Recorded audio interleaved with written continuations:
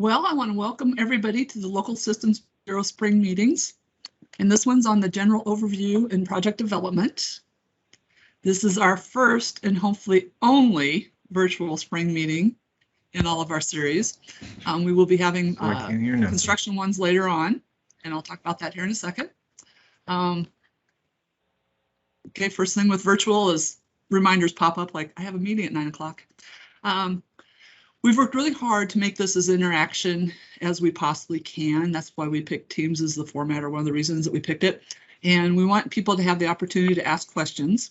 And when I get done speaking here in a minute or so, Nicole is going to give you a little short presentation on how to do all the things that we would like you to be able to do and how to maneuver through Teams. So that'll be coming up here in a second. Let's first talk about the agenda. And Nicole has pulled that up on the screen. And I can't see it. There we go. Okay. We're going to have Jan Laserweb talk about the safety initiatives from Director Marler. Safety is getting to be even more of a priority. It never has not been a priority, but it's even getting to be more. Then we're going to have the general local systems update with Sarah and Nikki. Sarah is our urban engineer and Nikki is our secondary roads engineer. And we've had some staff changes that we're going to talk about. Sarah will be talking about that a little bit and get you all up to speed on where we are with staff. Then we're going to talk about the SWAP IM and some of the oversight that we're doing, and Nicole will be bringing that up. Then Christy is going to do her annual project development presentation on things that we see and don't see going on and changes that need to be made or have been made and what we need. So that will be coming up after that. Then we're going to take a break for a few minutes. And then there'll be a presentation by Mark Solberg on the Corps of Engineers and 404 permit. And there's some changes that are being made in that, and he'll be updating you on that. And then we have Cedric Wilkinson that will be giving a presentation on e-ticketing, which is something that we tested out a little bit last year on the local side. The DOT has been doing this more and more on their projects. And we've been testing it out a little bit on some projects last year. And so Cedric's going to give a presentation on that. That's probably the way of the future, and will be coming at some time. And then Angie Poole and our Traffic and Safety Bureau, it will be giving a update at what's going on in traffic and safety. So with that, I did mention that this is the regional meeting for general overview, and we will be doing regional construction and contract admin meetings coming up. The Central Region will be on March 4th, that's Thursday. The Eastern Region will be on Wednesday, March 10th, and the Western Region will be on Thursday, March 11th. They will all be the basic same presentation. The presenters from each of our regions will be giving it off of their presentation off of the same PowerPoint. So you'll be getting basically the same information. There might be some questions that are more to your region if you go to the one in your region, but if you can't make that one, feel free to go to one of the other regional meetings. You will get basically the exact information. The core will be exactly the same. These will all be recorded, at least that's the plan, is to have all of these recorded. And Mary Beth Sprouse out of our bureau will be doing some editing and cleanup and that type of stuff, and then we'll be posting them to our website, and we will be sending out an announcement when those are available on our website. So with that, one of the bad things about virtual meetings is that we can't supply the donuts and coffee that we usually do. So we want you all, hopefully you can grab at least a cup of coffee, and maybe you bought yourself your own donut, and sit back, and hopefully you can absorb what we're presenting, and hopefully we can give you donuts in person next year. So with that, I am going to turn it over to Nicole. All right, thanks, Donna. So we are allowing everybody to mute and unmute themselves. Unless you have a question or you are presenting, we would strongly advise you to mute yourself. It's kind of amazing how much background noise gets picked up here. So in order to do that, there's a little icon at the top. We've got the screen showed here. And do you see on the instructions towards the bottom here, mute and unmute, and it shows a little icon. So then when you're on mute, there will be the little slash mark through your the picture of what is supposed to be a microphone. I'm not sure that it's the best picture there ever was for a microphone, but that's what we've got. So there's other keys up there in the right, at least I think it's in the upper right for everybody. It is for all of us at the DOT. The two people is show participants, so you can see who all is here. For the little, I don't know, the little chat box looking thing with the two lines inside of the bubble, that's where you can type a comment. The hand can be used to raise your hand. So if you would like to speak and ask a question, we'd like to kind of do this in an orderly manner. So if you could raise your hand by just clicking the little hand icon, then it'll light up for you to indicate that it's raised. And then somebody will call on you and you can unmute yourself and ask your question. And then to lower your hand, you just click the hand again. The three dots that are sometimes referred to, I learned as meatballs, those can be used to adjust your settings, like your speaker and your microphone. You know, if you have multiple speakers, perhaps some headphones or something, you can adjust where your speaker, where the sound is coming through. Your camera can also be off. You're welcome to turn your camera on, especially when you're speaking, if you wish. But we would probably prefer that most people leave their camera off just to save on bandwidth, since there are a lot of people on this meeting.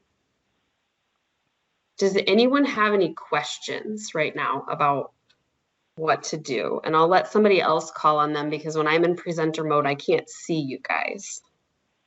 So if anyone has any questions, please raise your hand, and then Mary Beth or Donna or anyone else, if you could call on that person, that'd be great. We don't have any hands so far. Okay. And no questions in chat, so. Okay. Great, thank you. Like Donna mentioned, we are attempting to record this meeting and then post those on our website. So with that, our first main speaker is Jan Laser-Webb. They've asked me to talk about Director Marler's memo, because it is all about safety. His memo from December 4th. It is challenging us to take into consideration our role when we're behind the wheel and we're at the, we're on those roadways, where his memo got into these two major goals. For a second there, I had this slide was my first slide, and I thought that made me look like I was trying to say the voice that you're hearing is this guy. And that's why I felt like it was necessary to put, this is who I am. I'm the safety engineer here in traffic and safety. And it really is a culture. It really is about culture. And while Ron Burgundy is hilarious as a character, he is not who you want on your commute to work. You don't want him in the vehicle behind you, in front of you, next to you. So we've all got to put down our phones. We've all got to watch our speed and be aware of these things. And that was very much what Director Marler was trying to tell us. And these are the two main goals that he included in his memo, December 4th, 2020. We have seen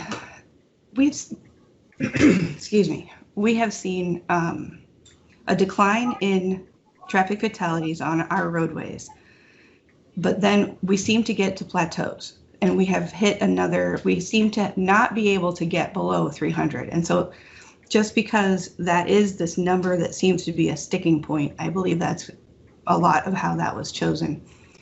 Director Marler has ties with our enforcement communities and the Department of Public Safety and the GTSB in particular, the Governor's Traffic Safety Bureau have formed a fatality reduction task force that are also looking at specifically four or five ways that we can reduce fatalities on our roadways right now.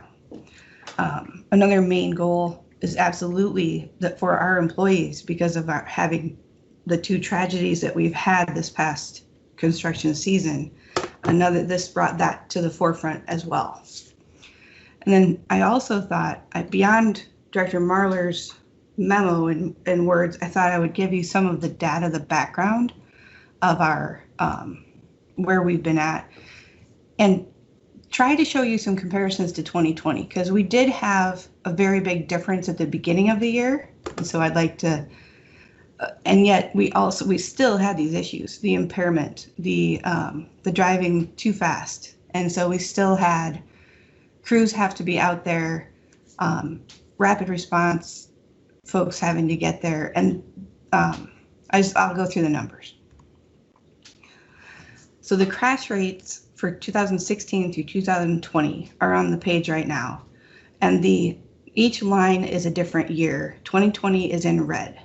And it really didn't change very much. We see the crashes per 100 million vehicle miles traveled float through the year, along with how many travelers are out there. So we have less travelers in the winter, and so our rates are higher. And then we have more travelers in the summer, and they flatten out. But as you can see, each of the last 5 years, each of the 4 previous years look a lot like 2020, even though our volumes were drastically reduced in the March, April timeframe. Fatality rates by month are a little jiggity jaggedy, but I do draw your attention to that red spike in August. When we smooth that for a 3-month rolling average, so we can see, try to take each month into the next month and try to see how the overall trend looks, it looks like this. It still has this big spike in the July/September. And what we're seeing as we look at these things is that, okay, we had a dip in traffic volume, but then in March, April, but then we had people able to get out into the world again, and because outdoor activities are much safer than indoor activities from a COVID standpoint. And so we had more travelers out in the summer, going places, visiting, because they could go visit and have a picnic outdoors and be a little safer.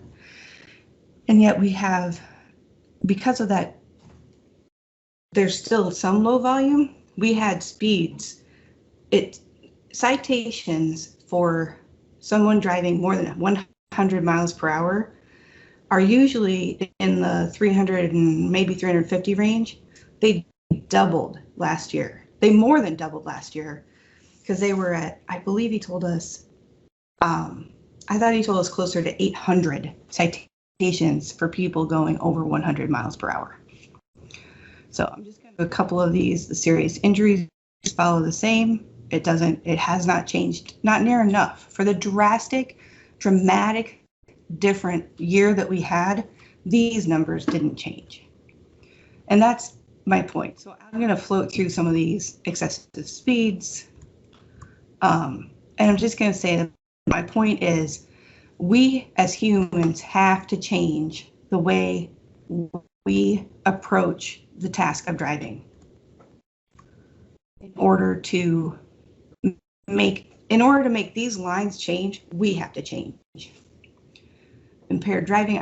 When I gave this presentation at STRAC, I believe there was a guy from public health who let us know that liquor sales in the U.S. also more than doubled in 2020 from the past however many years, 5 years, I think I heard. So these things are not going away unless we do something about it. And so I'm very glad to have had Director Marler write his memo, and for our leadership to be pushing for people And I hope they know it. I know it. It has to start with me. I have to do it. And it's difficult sometimes. We drive when we're tired because we are hardworking people who believe that we said we'd be somewhere, and so we've got to get there. And I think I've got to start getting myself to remember that I've got to have fuel in my tank, just like there's got to be fuel in the car's tank. And I've got to follow what I preach about my kids. It was hard to tell my teen last night, no, you are not riding with your 4 other teenage friends to a cheer practice down that's near the metro area, because I know too much. And yet it was still, knowing what I know about what happens for teen drivers, I still struggled to tell her, no, you're not doing that. Because it is our culture. And so it's going to take some time, but we've got to start somewhere. And that was his point, I believe. Thank you for the time on your schedule. Thank you, Jan. It's always a good message. Next up, we have Nikki Stinn and Sarah Okerlund. I believe Sarah is going first.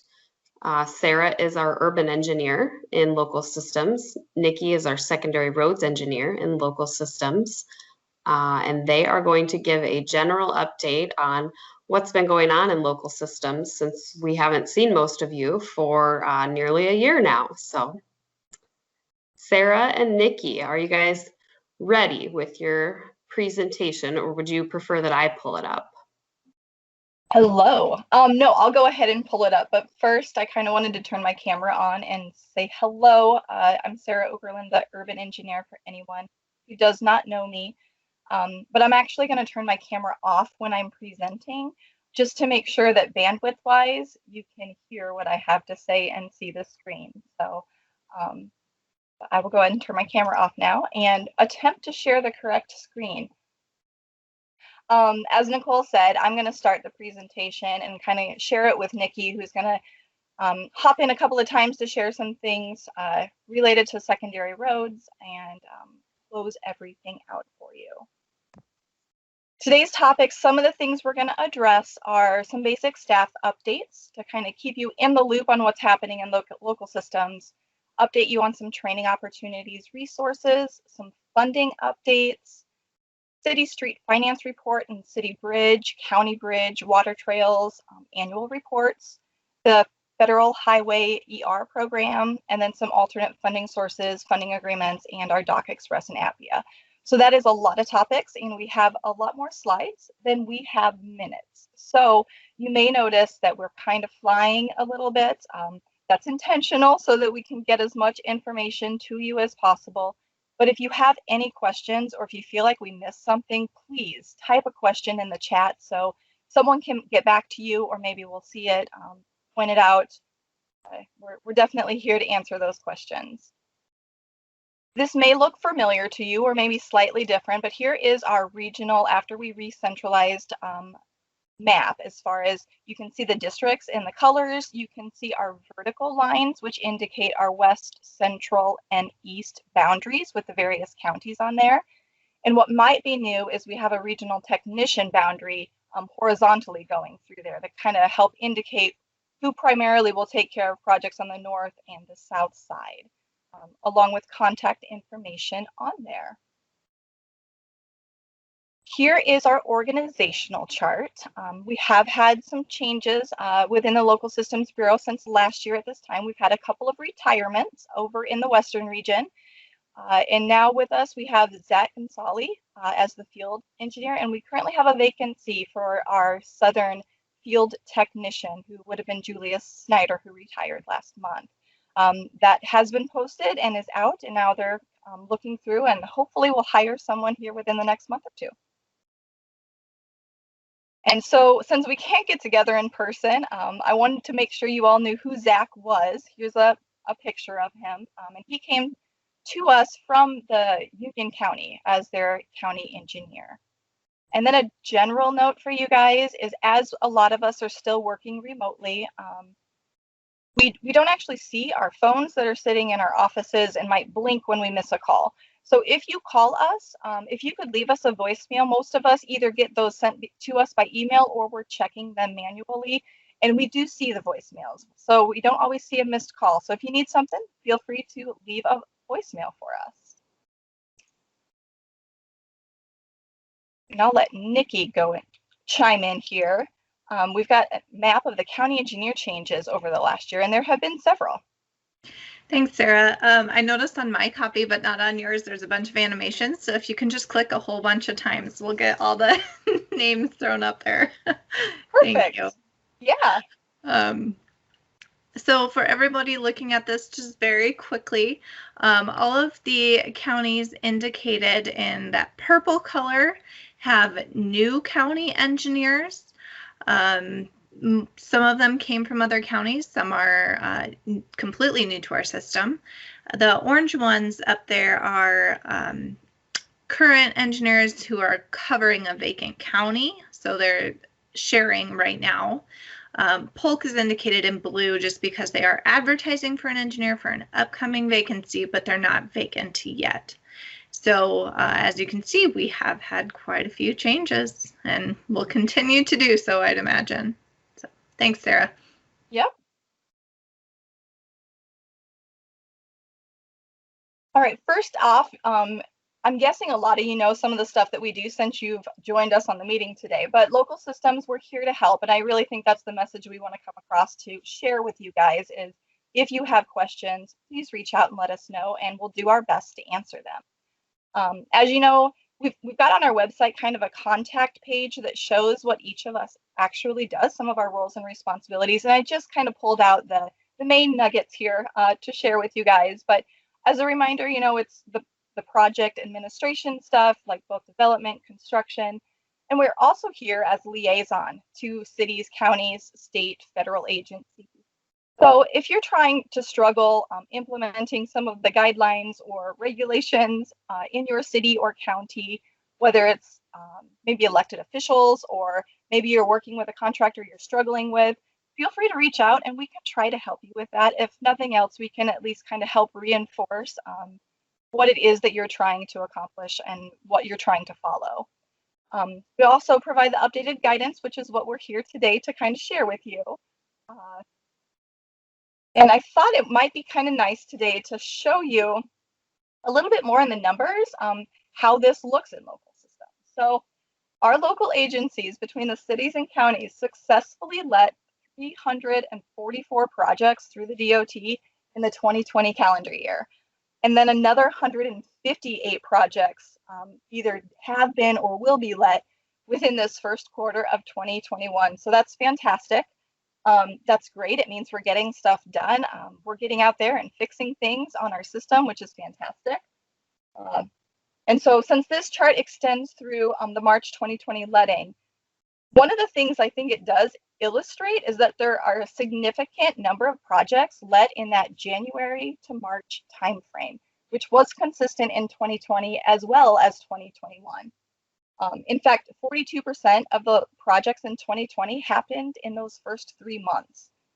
So while we realize this is the ideal time for everyone to let projects on both because that's when you're finally ready to let them to get them out before the next construction season, you know, and you're trying to get those prices and get on contractors' schedules. We thought it just might be good for you to see from a planning purpose standpoint what you're up against in competition. So if it's at all possible to get projects out in some of these other months, the April through December timeframe, not only can you get it out there to get on schedules, but you may not be competing as far as contractors reviewing the same projects and bidding on a lot of projects all at the same time. And then here's another possible consideration. What this graph is the yellow columns are really the exact same columns as you saw before for the number of projects that are let in the various letting cycles. The difference is we've added the check plan submittal reviews, which generally occur 1 month before the final plans are due. And there's a little snippet there of the chart that's in our IM that was fairly recently updated. When we combine these submittals, they illustrate kind of that monthly review volume that our staff is juggling. And we really do try to be as accommodating as possible. But we are going to ask that you just make sure that you do utilize those checklists as well as having like timely and complete plan submittals, because that really does help our staff, particularly. You can see on the bottom, the review month usually happens about 3 months before the actual letting date. And so October through December, when you're submitting those plans, they are coming in with a whole lot of other plans. So as far as maybe asking for variances or extensions on submittal dates, if we're not as accommodating those months as maybe we are during the lighter months, this might be a good indication of why that is. We do strive really hard to make sure that we're meeting our end of the deal for everyone who is following all of the IM practices. So. And did you want to chime in, Nicole, and maybe give a little bit of your experience when you were helping our development team? Sure, thanks, Sarah. I helped Christy and Joe for a little while one day, and what I noticed was that every plan set submittal had something missing, whether it was all check plan comments did not get addressed, or they'd asked for a 404 permit to be uploaded to TPMS development and it wasn't uploaded, or something else, you know, the engineer's estimate wasn't loaded, something like that. Every single one of them had something missing. And that creates a little bit of an issue because they can't finish that project out and get that submitted to contracts until our locals submit all of the things that are required. So some tools that you can use are the email history in TPMS development. You can go back through that before you submit everything, just to make sure that everything that they had asked for was in fact submitted. So just a couple different tools you can use. Certainly the IM checklists are great as well. And then go through each of the check plan comments and make sure that all of them get addressed before you turn in your final plans. I'll turn it back over to you, Sarah. Thanks, Nicole. And then, of course, after we get our projects letted, like all of your guys' projects let, I guess, they go through the system and now everyone's working on construction, right? So this is, as of mid-February, kind of the local systems, we have roughly 550 active projects, and those are your projects that are active. What I found a little surprising as we pulled some of these numbers is that still, even with a swap being implemented, we still have about a third of our projects are federal aid. So similar to development projects, if you guys could just be mindful of, with the timely communication to our field staff, it's really appreciated. They do their best to keep track of emails and change order requests, all of the closeout documentation going around. But they really do appreciate all of the project administrators that are familiar with the documentation and the requirements and when you're following stuff. So just, I guess, thank you for those of you who are able to do that. And if you maybe aren't as familiar with things, I'll be coming up next here with a little bit of training opportunities and just making sure if you have questions, we're definitely here to answer them. Another thing probably worth noting is that if you're working through, say, your pre-audit checklist, and there's a couple items on there, you're just like, I'm not sure if this really applies to this project. It's a swap project. It's not federal aid. I don't know if they need it. I would recommend that you reach out to the field engineer or the field technician and ask the question instead of submitting it with the assumption the DOT will let you know if they do need it. What that will do is save that back and forth communication in kind of our spinning our wheels circle that we sometimes go through. So I guess we definitely would appreciate going ahead and asking the question. I mentioned the training opportunities. Just a reminder, here on our website, we do have a lot of different training videos from past things such as this that we have done over the years. And those are on our website under the Training and Videos tab. And it also gives you our next updated classes that Donna was telling you about for the construction and contract administration. And certifications, whether you need new certifications or whether you need a recertification because things are expired for you and your staff. Just a note that certifications that are expiring as of December 31st of 20, you still have time to go out there and complete a free online review so that you don't have a lapse in your certification. As of the end of March, if you do not do that certification, you will no longer be certified. And then you'll have to go take that recertification, and it will simply be a lapse. Once you take the recertification exam, like you go through that webinar, you'll then be recertified until the end of 2021, just due to COVID issues. But they do have the new certification classes up and running. They are scheduled out now, and as of a couple days ago, there were still some available openings on almost all of those classes. So if you want to hear from us, here is our signing up for our Gov Delivery email system. It's very simple, and you can definitely use any or all of the different subscription types. If we send something kind of like our COVID road use tax fund updates, if we send something to multiple of these lists and you are subscribed to multiple, you'll still only get one email. So go ahead and sign up for that if that's not something you're already signed up for. Road use tax funding sources and COVID-19 impacts. I'm going to go over these fairly quick because I don't think any of it's super new information. But with the COVID impacts, there's really three of, I'd say, the fingers of the different road use tax funding sources that have been impacted due to COVID-19. The biggest is the reduced travel. And that was down a lot when everything first happened in the spring. But they've kind of come back up. This is a little outdated, but it's still fairly generally accurate. What this graph shows is on the 0% line, there's that kind of teal color. That is 2019 traffic would equal 2020 traffic. And as you can see, we're down below what 2019 traffic was. But as we get towards our fall, and what we've kind of leveled out now is we're roughly about 10% below where we were traffic volume wise in 2019. So, and it's kind of leveled out at that point. There's also a couple of other avenues that have been impacted. Fees for new vehicle registration, that again kind of leveled out. Sales were down really a lot earlier. Now the sale prices have gone up, so that new vehicle registration is leveled out. Same as far as annual vehicle registration. Overall, we definitely have had less impact than we feared in the spring and summer. We're fairly stable, and for road use tax fund, March through June, the rest of this next year, they really think that things will kind of level out same as February. You may see slight fluctuations just to the timing of the revenue sources when they get deposited into road use tax fund. But ultimately, we're looking at about a 3.2% decrease from what our projections were for the remainder of this year, which it equates to about $50 million difference.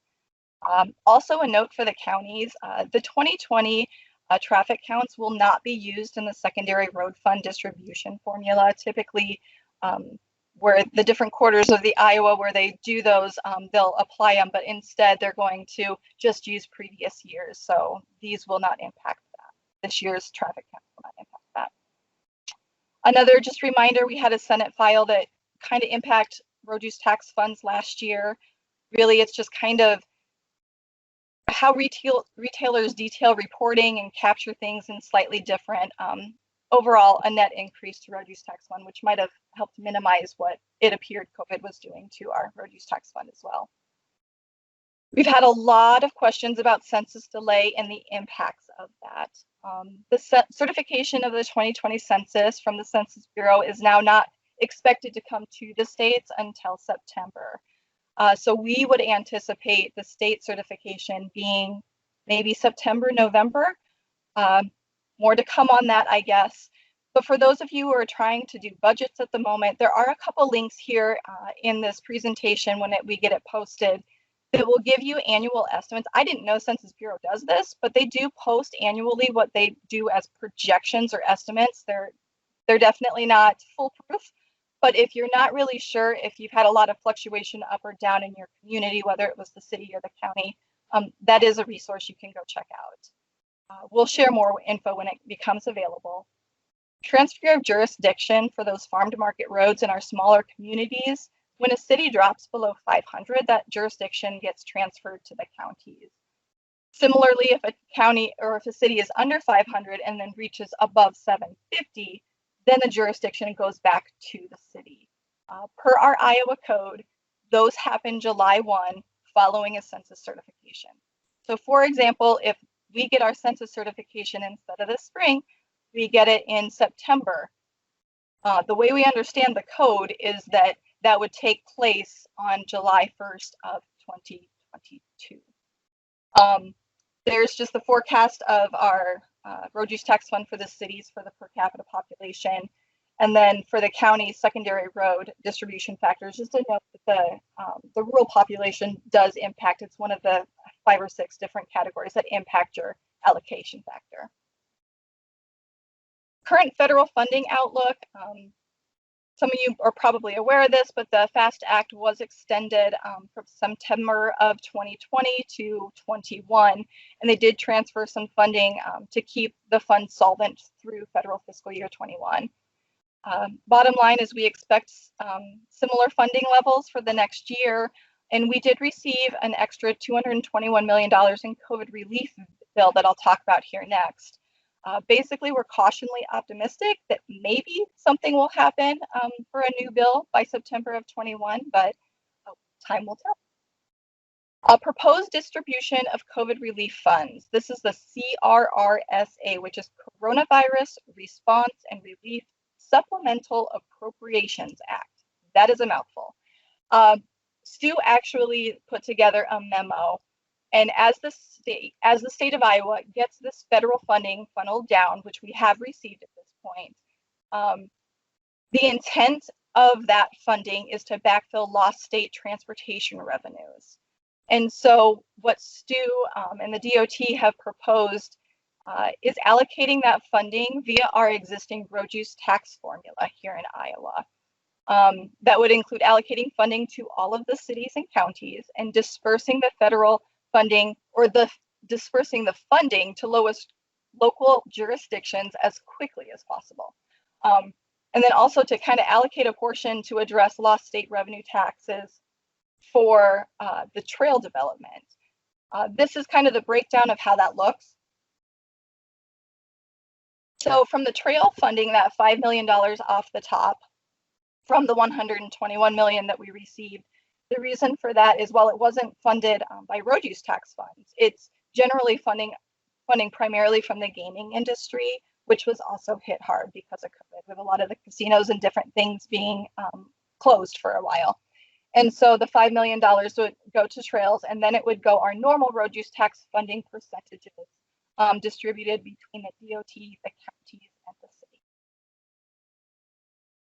city. What is currently being proposed is to utilize the existing state code swap stuff in order to allocate the federal highway funding of the relief fundings. And they're proposing to do this via direct deposits into the road use tax fund by the state treasurer. Along with that memo, which was a Gov Delivery memo, if you have not seen it, feel free to go to our local systems DOT website. There's a COVID-19 spot right there, and that's where we put all of our past history of funding and like the different memos that go out, and all of these links are available right there for you. There's an Excel spreadsheet with the estimated allocations both to the cities and to the counties. And Stu is still accepting input and questions on this topic until tomorrow. And there's his email address. The DOT plans to present this final recommendation to the commission at their March 9th meeting.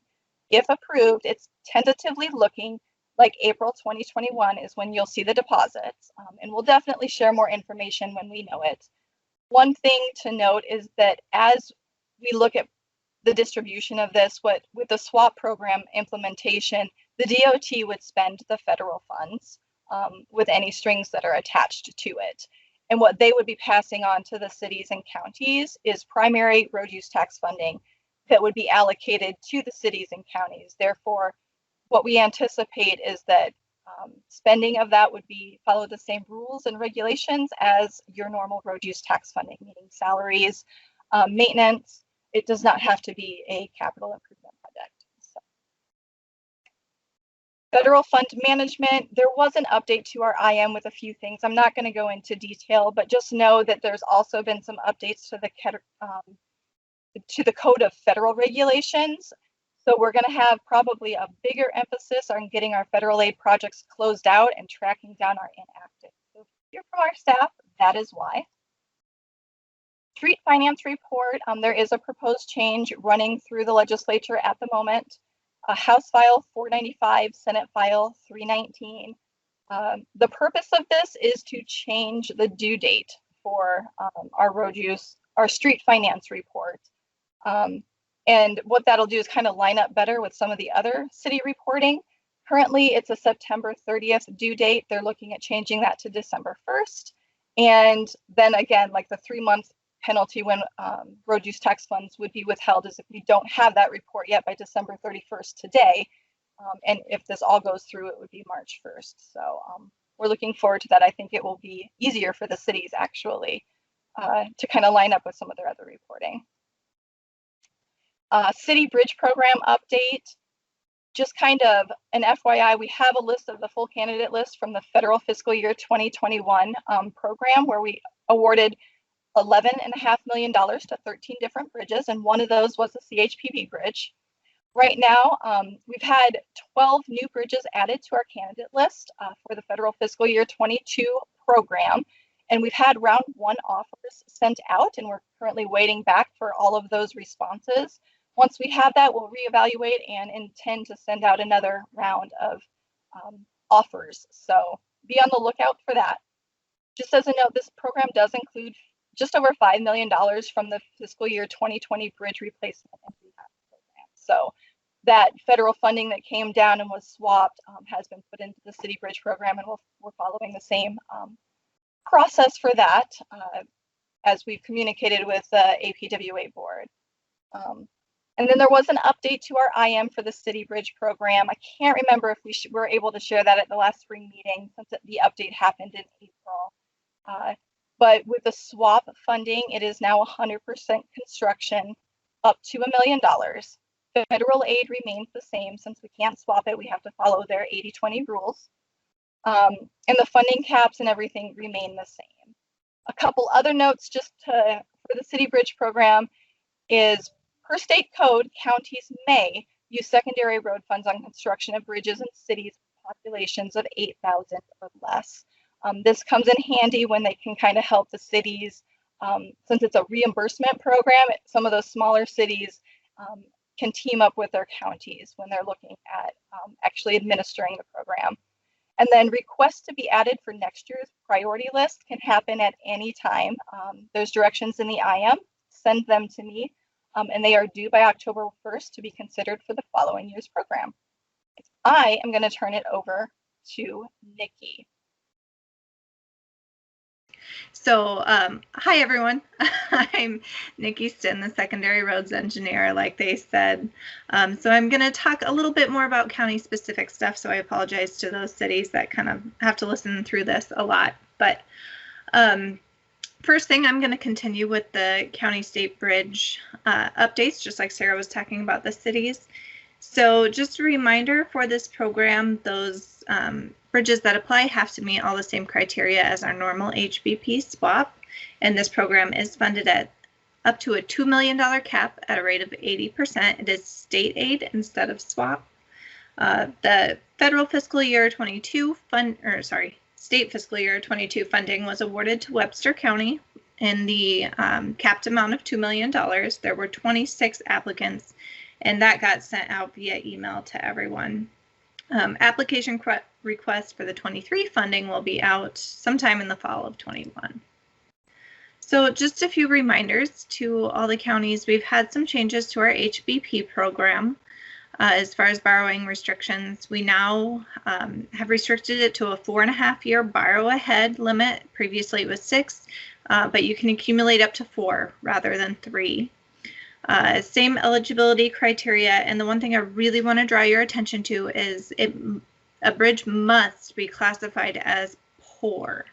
And all of those eligible bridges will be shown on the QBL. So when you are creating your programs and activating projects for development, please go check that QBL first to make sure your bridge is actually eligible for funding.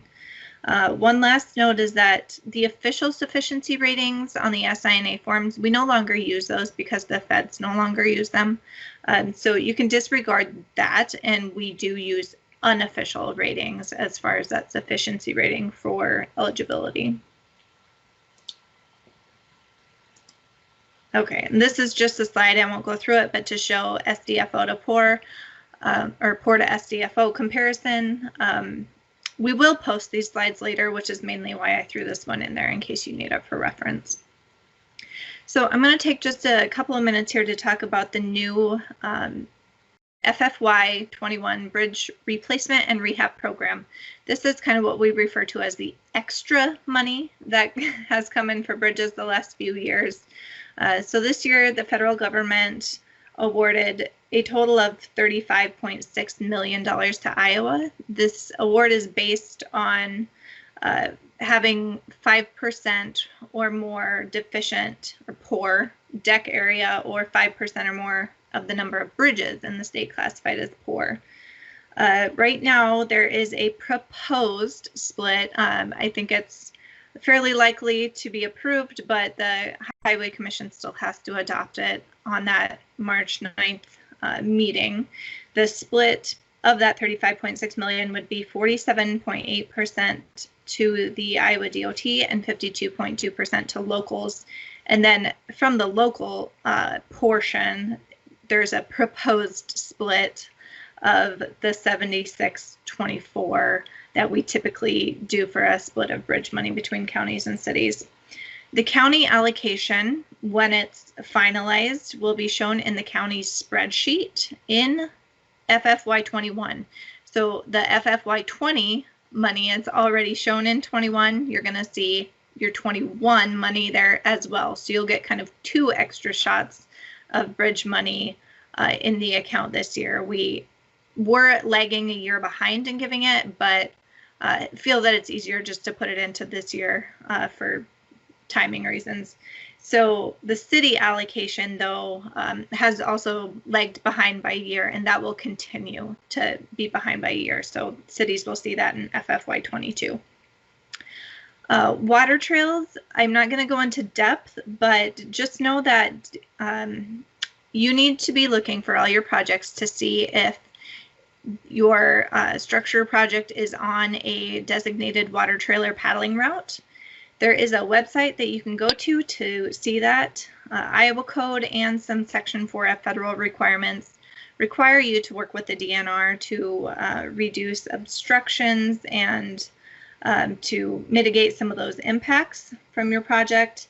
A programmatic agreement has been developed for federal aid projects, and the link is there. They're working on one for non-federal aid projects. So some construction impacts and procedures, you're going to need to place warning and stream closure signs at the nearest access points, likely maybe minimize some of the work in the channel, and just in general work with the DNR to notify people. And that work will need to get put into the contract, so you're going to need to be looking at this up front, developing the project. Exempt projects are bank stabilization, deck repairs, resurfacing, or guardrail that really don't have any impact to the actual river. Mainly we're talking about projects that have piers and work in the river crossings and that type of thing. There is a plan note that needs to be included on the plans. This is a sample. We can provide that to you, and we'll get this guidance into our IMs soon when it's kind of all completely finalized. Just a reminder, for floodplain and stormwater permitting, there's a DNR permit tool that they like you to use now. It seems like people have had okay luck with it. Jumping topics for County 5-year program, CFYP and annual report. We have published newly updated budget and program instructions. Please do read those, counties. They have a lot of screenshots and kind of explain to you how to fill out each of the fields. We had a few struggles last year. So please, for tied projects, remember to check that box. Review the location description to make sure it's set up correctly. according to what we need. Do not program maintenance activities. Use point markers and not lines. Those are some of the highlights. Reminder that also CFYP and budget amendments are due June 1st. The actual budget and program for this upcoming year are due April 15th. And I'm going to put in a shameless plug at this time for if anyone at all, if it's at all possible, if you can get those in as soon as possible to me, the DOT, for review, would greatly appreciate that. I will be going on maternity leave starting as early April or as late as early May.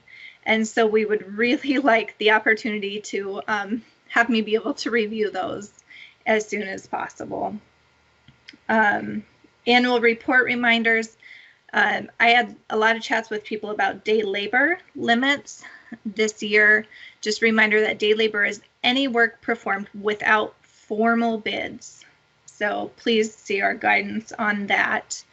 Also, someone had asked in the chat about a new TPMS. Our understanding is that the Service Bureau is working on this and has made a lot of progress and are fairly well ready to launch, I think, but they are waiting on the new PPMS system that the DOT is implementing, and my understanding last I heard is that won't be ready until about June or July of this year. So when the DOT's PPMS system is ready, a new version of TPMS development will be launched, and I think that'll be a really good improvement for everyone. As we go through the CFYP submissions this year, this slide is just a reminder of how you can see my comments for each project. So if there's issues that need to be addressed, this is how to do it. Again, these slides will be posted. Program amendments. As a reminder, you can't exceed 10% of any major category on the budget, or even 1 cent over the total of the 4 categories. So if you need to do an amendment, or if you didn't have a for the program a project programmed, you need to get that included. A revision versus a full amendment. Revisions can be used for almost everything. Please do use those if the situation is applicable, which it is 95% of the time. It reduces a lot of work on my part in having to review just your changes versus the entire program all over again. And TPMS will walk you through how to do that. Our ER program, we recently had a derecho, which was a little bit out of the norm, but for a normal event, we need to qualify or activate the program. In order to do that, and even for the derecho to do that, the county has to be covered by a governor's proclamation or presidential declaration. The damage has to be on a major collector route or higher.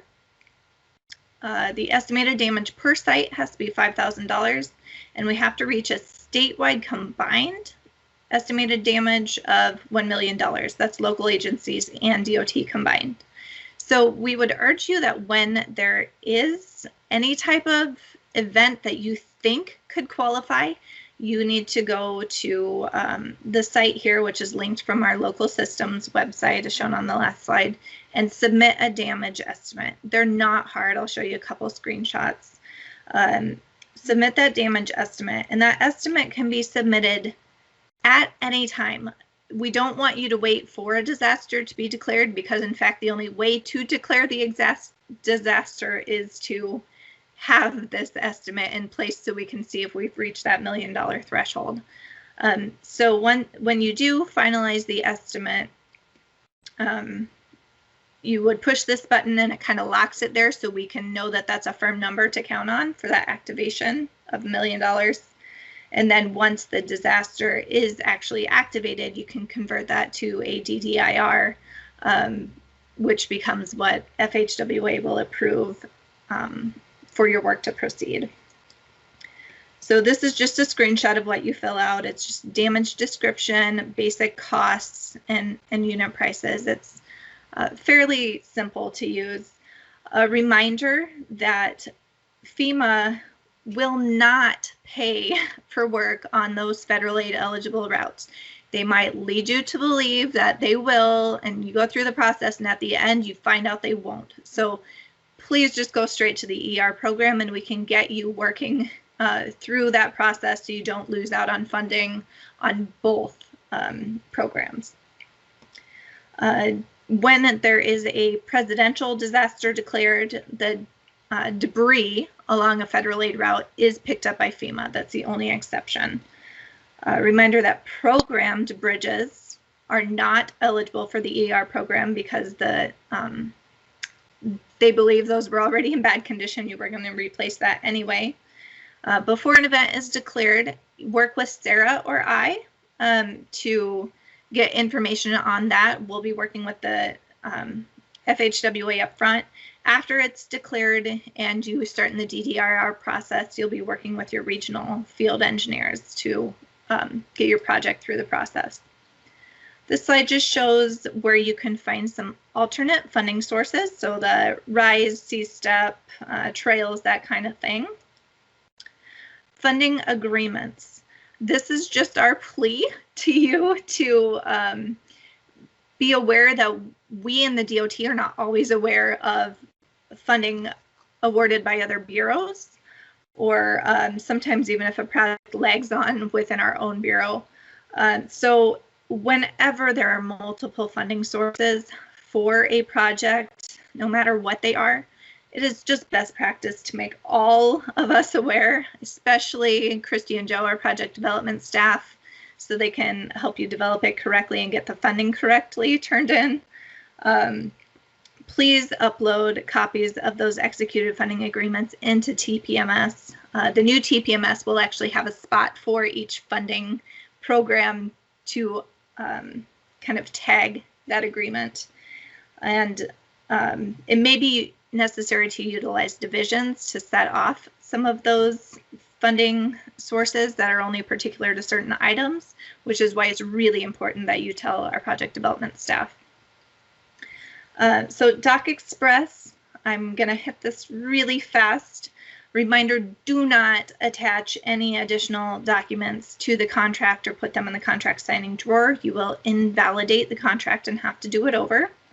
I missed my first bullet. We are revising the web page for our post-letting resources web page. We're just separating it out into subtabs, so you'll be able to find the Doc Express and Appia information more easily. Please use the naming convention. Please, please, please, please. We see a lot of people not doing that. It's really not too difficult. If you don't, it's at the end, the archiving system, it's like you threw a whole bunch of papers into a box. And if you need to find something, it is almost impossible to do so because they're not sorted. That's what happens if you don't use the naming convention.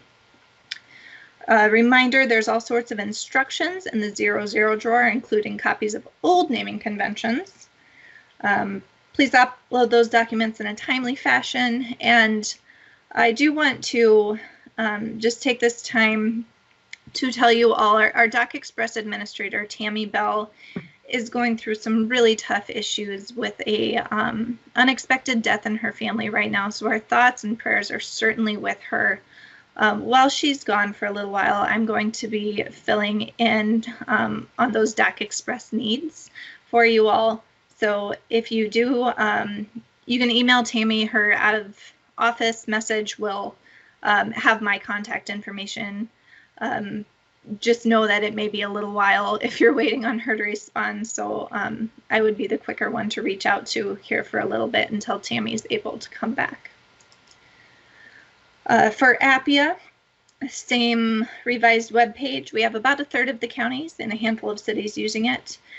We will, our staff needs read-only access for any project that is connected to DOT funding, essentially, and let through the DOT.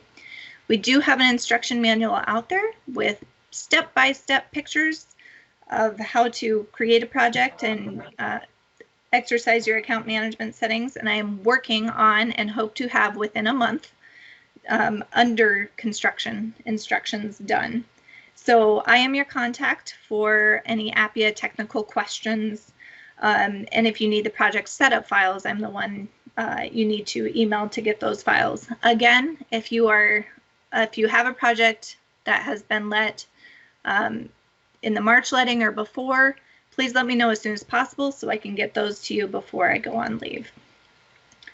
Reminder that we need you to enter liquidated damages as 0 if you are setting up your own project. This is because Appia automatically calculates damages, and we don't want it to do that. We need to do a change order if there are LDs. Upcoming trainings. We have trainings tentatively scheduled on the dates and times listed there, so one in each region. We are planning to do them in person. Unless something changes, please look for that GovDelivery email within the next couple of days. Required for use potentially August-ish for counties and 6 months later for cities. And again, please contact me if you have any questions about the use of Appia before you contact Infotech support. They're not always familiar with Iowa-specific questions. Last, we're getting very close to the end, so I apologize. I know we're running late. Appia pay vouchers. We are working on automating those payments. You can click a button and send a payment straight from Appia to the Workday, which is the new DOT's new financial system, which is supposed to go live on April 1st. We still have a few issues, retainage on multi-project contracts and negative vouchers that we're working through, so that process isn't quite ready yet, but we are working on it. So in the meantime, we are, and this is new, allowing the use of Appia vouchers as far as the PDFs to be submitted. So if you would like to use an Appia voucher instead of filling out the farm to market or the 309 vouchers as we call them, then you are allowed if, and I stress if and only if, you have made that request to me before you advance the project to construction, and I have looked at it, made sure all of the settings and setup are correct, and have given you the okay. So if you're interested in using Appia and using the voucher specifically from Appia, contact me before you advance that to construction. For final vouchers, we have a process where we need to do a regular final voucher. We can't use Appia's final right now because it requires a balancing change order. We're working with finance on that, but for now, just contact me when you get to that final voucher stage, and I'll walk you through how to do a final. Field Manager. If you are currently using Field Manager and you're thinking about switching to Appia, you must now be all in or all out. Previously, we were allowing you to switch kind of contract by contract. It is now an all in or all out situation.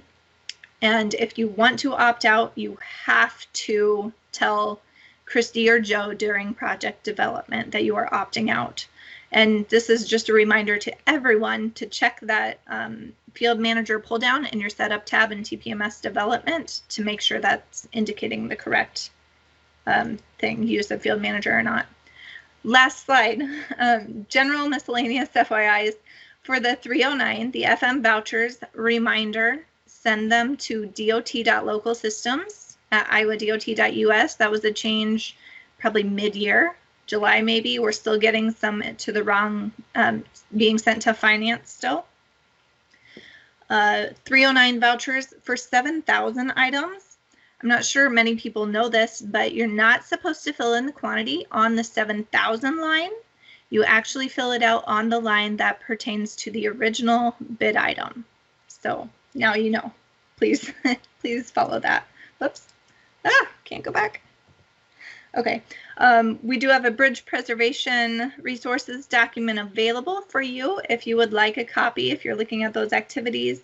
And just to note that we've learned that the issuance of the NBIS and SNBI is delayed until the summer or next year due to the change in the federal administration. So I apologize, we went way over time, tried to talk really fast, but are there any questions for Sarah or I? Yeah. There were some questions Okay. in the chat pod, and I think that I addressed them all. Most of them were for you as opposed to Sarah. And feel free to jump into the chat pod and review what I told people and correct anything that I may have said incorrectly, or expand on my answers if you think there's more information that people need to have. Okay, I will certainly do that. I'll take a look through those questions and address them. And whoever's next, you might have to take over sharing because my Teams window is stuck behind my shared screen and I can't unshare. Well, that's me. So hopefully I can kick you out of the sharing mode and get into it myself. Okay, So, great. does I think anyone have any questions for Nikki or Sarah? If so, you can use the little hand to raise your hand. And if somehow that is problematic for you and you want to just go ahead and unmute yourself to ask a question, just go ahead and jump in.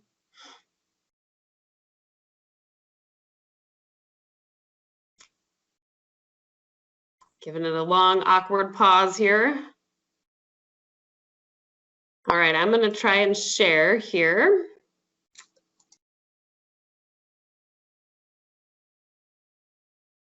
All right, can everybody see me okay? See my screen? Yes. Thank you. All right, so I'm going to talk about oversight of LPA projects. And I threw in this slide as well on, once again, how to run teams. Just as a reminder, I know some people were not able to get into the meeting right away. So you've got a lot of little icons at the upper right side of your screen. The two little people is show participants. The little chat box is the chat pod. So you can type questions in there if you prefer. The hand is to raise your hand to speak, and then you just click the hand again to lower your hand. The three dots, you can adjust any kind of settings like speaker and microphone. Your camera can go off, and mute and unmute is, that icon is supposed to be a microphone. I don't know what it actually looks like, but anyway, that's what that is. You can mute and unmute yourself. We have been muting people that we've heard some feedback from, but you are allowed to unmute yourself if and when you should have a question.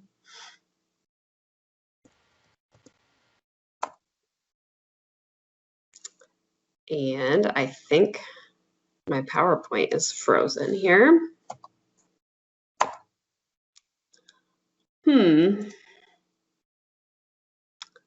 Let's see. Okay, here we go. We thought we would ask a few polling questions to have a little bit of audience participation. So we thought we would lead with some questions where the answer really doesn't matter. It's just a little bit fun. So we've been stuck in COVID mode for the last 11 months. And we thought we would ask you, what is your favorite phrase from pandemic times? And now you can be sarcastic about this, or you can answer it truthfully. So you can see the little QR code. You can use your cell phone camera. So I'll kind of do that here, kind of show you how you do it. You zoom in on it using your camera icon, and then a little message pops up on your phone. And then it takes you to a website. And then you can click on the one that you want and vote. Or I believe Mary Beth was typing it in the chat pod as well, the link that you can click in there. Yep, the link is in there and the results are popping in. It's awesome. This looks good. So we were kind of winging this. Mary Beth did a lot of research, but once again, research is only so good until you're live in a meeting and something doesn't work, right? We've all been there where technology just doesn't work right. So yeah, it seems like everyone's favorite phrase is "you're on mute," which I believe you've heard us say at least once here in this meeting today. So that's fun. So I don't know, I still see the numbers changing. We'll give it a little bit here. There's 125 votes in right now. Okay. Nicole, while you're waiting for Yeah. numbers, is Yeah. there a hand up in the corner that I see? There might be. I cannot see any of that stuff. So if anyone wants to go ahead and interrupt me and then go ahead and call on that person who has their hand up. For some reason, I can't see that stuff when I've got my slides up here. So Zach, if you want to go ahead and call on that person, I'm pretty certain that was Zach talking.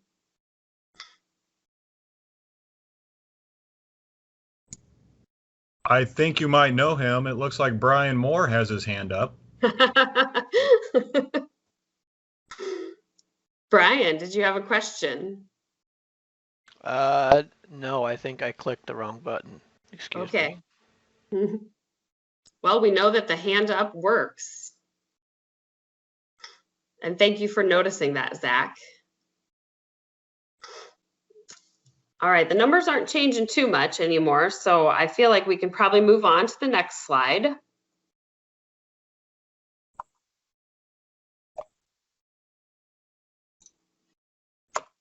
There we go.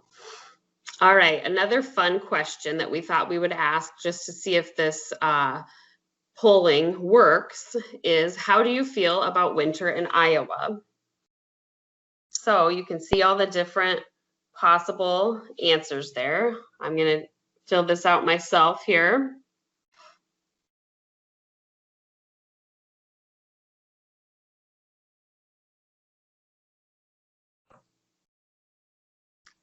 It looks like my favorite answer is several of your favorite answers. Why are these called spring meetings? It is clearly not spring at this time. So yeah, we've always called them spring meetings. They do normally happen in the spring. And as you guys know, normally we would be out traveling to see you, and we wish we could this year. But finding a space that could handle this big of a crowd and space everybody 6 feet apart and all of those things was going to be very difficult. And you just never know if the rules and regulations are going to change. So so we scheduled these at the times that we could find best, and we still call them spring meetings. I guess hopefully you guys can appreciate our optimism in February, referring to this as spring. So I think we will go ahead and move on. All right, so who is the Administering Bureau? Systems Planning Bureau is going to be your Administering Bureau. So you'll see this Administering Bureau term throughout a lot of our IMs. And so if you're wondering who is that referring to, Systems Planning is your Administering Bureau for RISE, TAP, federal and state rec trails, and ICAP, Iowa Clean Air Attainment Program. The Local Systems Bureau is your Administering Bureau for most projects that are on a highway or involve a bridge. Federal aid, SWAP, farm to market, those types of projects. TSIP would be another one. Occasionally, the DOT district will be the Administering Bureau. Mainly just if your project happens to be involving an interstate or primary route, like a bridge over the interstate or an intersection with a primary route. Once in a while, the district will be your admin bureau there. And those are pretty rare occurrences, but it does happen once in a while. So we just wanted to clarify that term. Sarah went over this, so I won't go over it other than to say you can find this organization chart on our website. I think it's the second thing down under Contact Us at the left side where that the bar of different websites are at under Local Systems homepage. And then same thing with the region map. That's also on our website under the Contact Us. So if you're ever looking for that or wondering where your county or city falls. We did recently issue a federal aid swap IM. It's IM number 1.150. It's just kind of a high level overview of the swap program. And then attachment A is just a copy of the swap policy that was passed by the Iowa DOT Commission back in 2018 when we were first starting the swap conversation. It also talks about the stipulations of the commission approved swap program, like the dollar for dollar rate that I think most of you are aware of, and that only certain funding sources are eligible to be part of swap. Like for instance, we can't use primary road fund dollars on trails, so we were not able to swap the federal rec trails program. That would be one instance. You can see on the right side there that swap programs do include HBP, the bridge programs for cities and counties, STBG through the RPAs and MPOs, HSIP secondary, which is an application through traffic and safety. HSIP is Highway Safety Improvement Program, and CMAQ, which is congestion mitigation and air quality. That's the federal name for that. And then we have turned it into ICAP for Iowa's program that we run through that. And that's again through systems planning. So the main differences between federal aid and SWAP are DBEs are not required on SWAP projects. Certainly it's okay to use DBEs and we would encourage that, but there's no DBE goal that gets established. Buy America, which is the American steel usage, that's not required. It is most definitely allowed, however, but it's just not required per the specifications. Davis-Bacon wages are also not required, so therefore you don't have to do any wage rate interviews. You don't have to collect certified payroll documents on those SWAP projects. Contractors are welcome to pay over Davis-Bacon wages, right at Davis-Bacon wages, or they can pay less than that, depending on whatever it is they want to do. And then generally speaking, Iowa DOT materials independent assurance testing is not required. So there's less coordination with DOT district materials. And if you guys are going to come to the regional field meeting, I'll have a more in-depth presentation about materials. Also, I'm presenting on that at the asphalt paving conference next week. And then there's just some other information in that federal aid SWAP IM. And I'm going to breeze over this to get us closer to back on time. So you guys are welcome to read that IM. It's actually one of our shorter IMs. So it's like a page and a half, I think, maybe 2 pages. We'll get into Iowa DOT oversight of LPA projects. So this is a future IM, which we hope to have published sometime late spring, early summer. So it kind of goes in line with the categories. If you're familiar with materials IM 103 and how there's 4 categories in that, this IM is written to follow those. So category 1 is federal aid county and city projects that are on the roadway as opposed to off the roadway, which we'll get into in category 2. And then this IM will just detail the things that are required. So for federal aid, county and city projects that are on roadways, for the project development and plan review, you have to do a concept statement, and that starts the NEPA clearance process.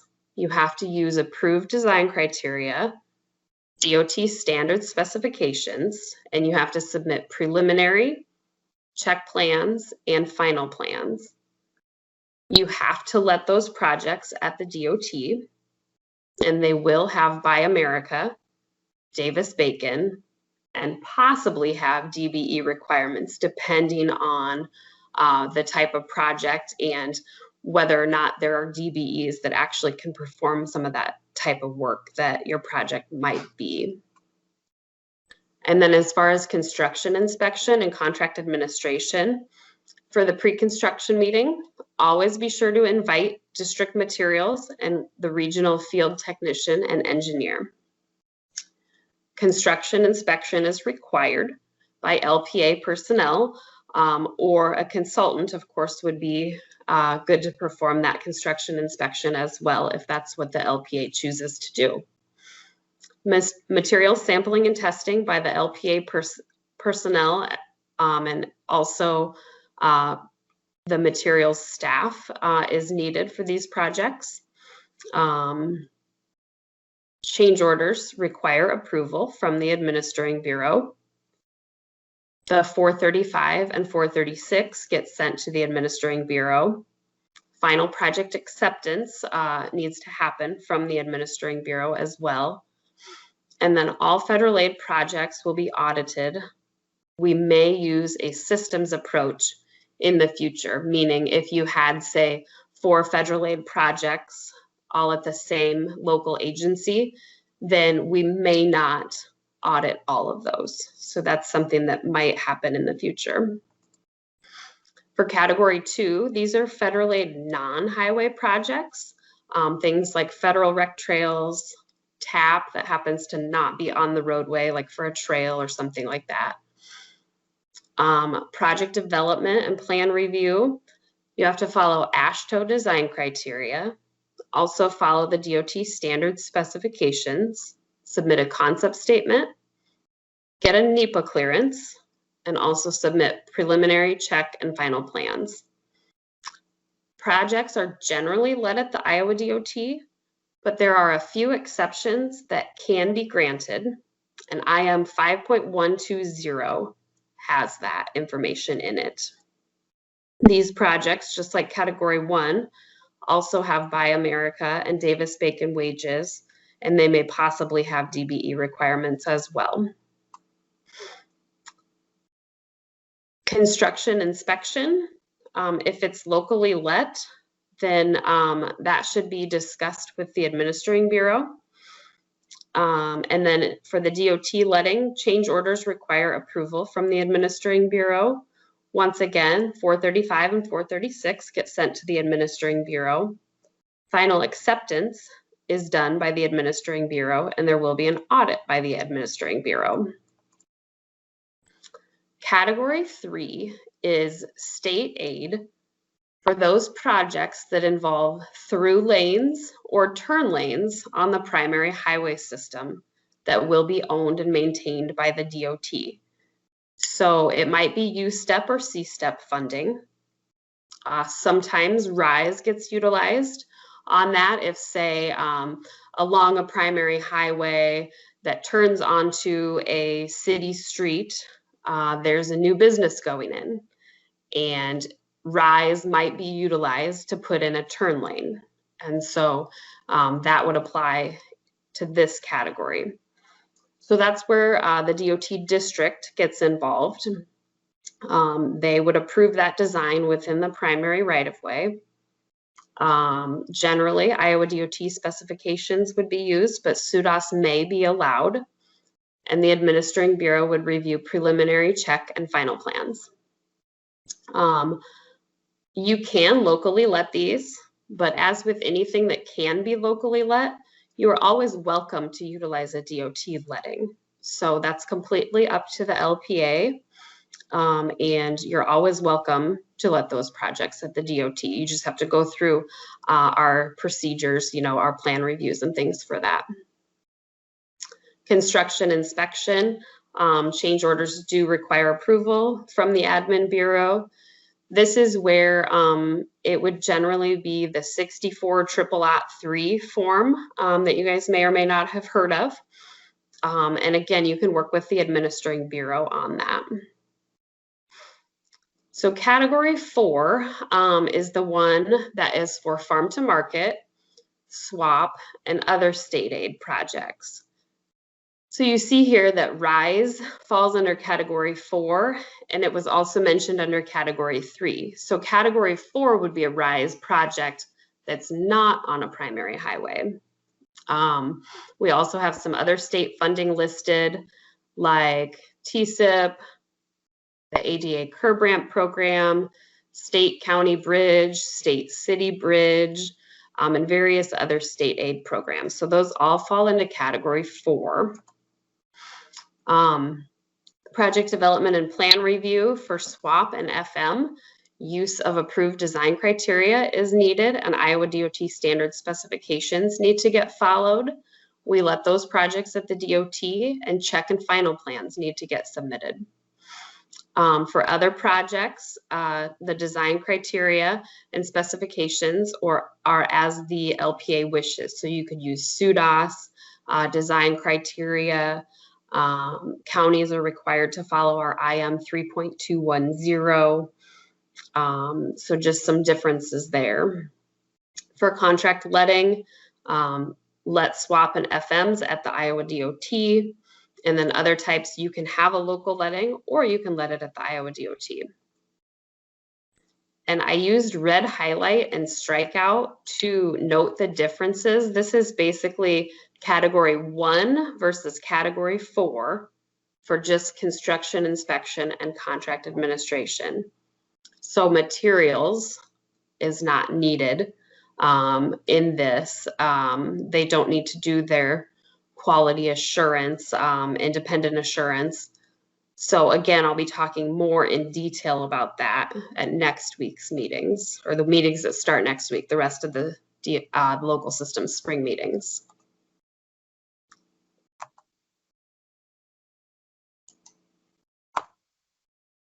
Okay, now we have a real polling question.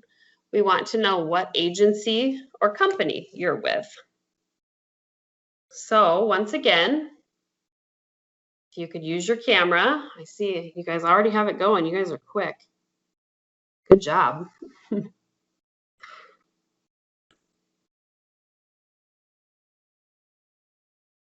Okay. A lot of counties, a lot of consultants. That's great.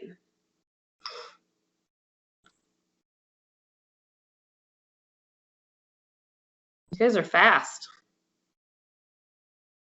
Give it a little bit more time here.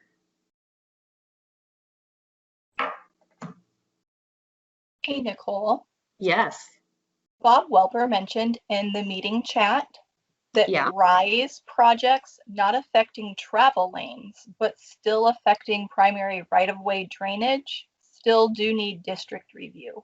So okay. Thank you.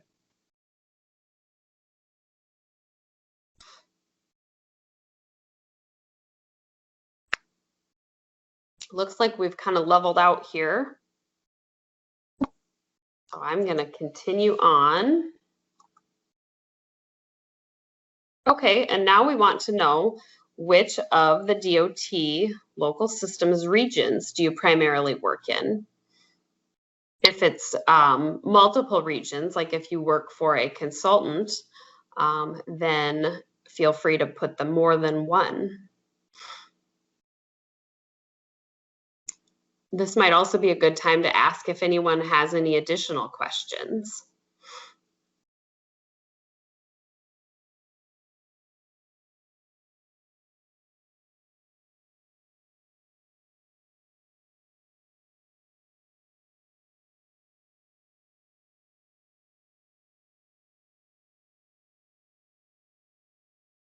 And if you do have a question and your hand is raised, if someone could call on them because I can't see it. We have a question in the chat box, Nicole. Do you want me to read it? Okay, sure. Yeah, thank you. It says, general question. It appears the Biden administration will probably have an emphasis on sustainability and climate change related features on projects with federal aid. Do you have any early indications of what that means? That's a great question. We've heard that too, and we don't really know what that means specifically. So hopefully there will be more to come, I guess, on that. I did see where Andrew Zimmerman from FHWA is on. Andrew, do you have any kind of indication as to what that might mean? Feel free to just unmute yourself and speak up. Yeah, it's kind of been going around our division as well, but really, other than just the things we've heard from Pete Buttigieg during interviews and stuff that gets on the news, you're right. He's definitely trying to go that route and promote that area, but as far as what's trickled down to actual action items, nothing yet. So, okay. Which is not surprising this early, I guess. Yeah, for sure. Thanks, Andrew. Nothing really valid to add. Okay, thanks. Yeah, and once the new federal transportation bills are introduced, we'll be watching those, and then we'll let you guys know through kind of our normal channels with APWA, Iowa County Engineers Association, kind of what we're hearing, if, should we hear anything. So we'll keep you posted on that once we hear more on the newly proposed federal transportation bills once those happen. I'm going to move on to the next slide here, which is just the question slide and my contact information.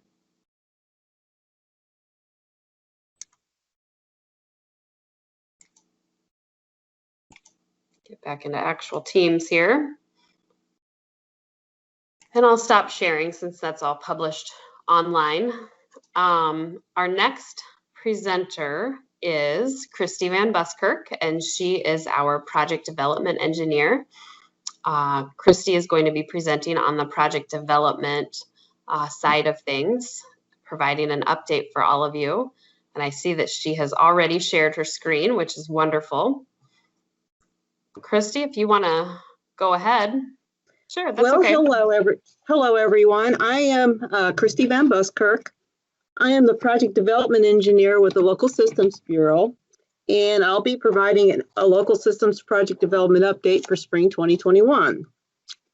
And you'll notice that my presentation may not be as glossy or refined as the other presentations today, but I do hope that you'll find it informative.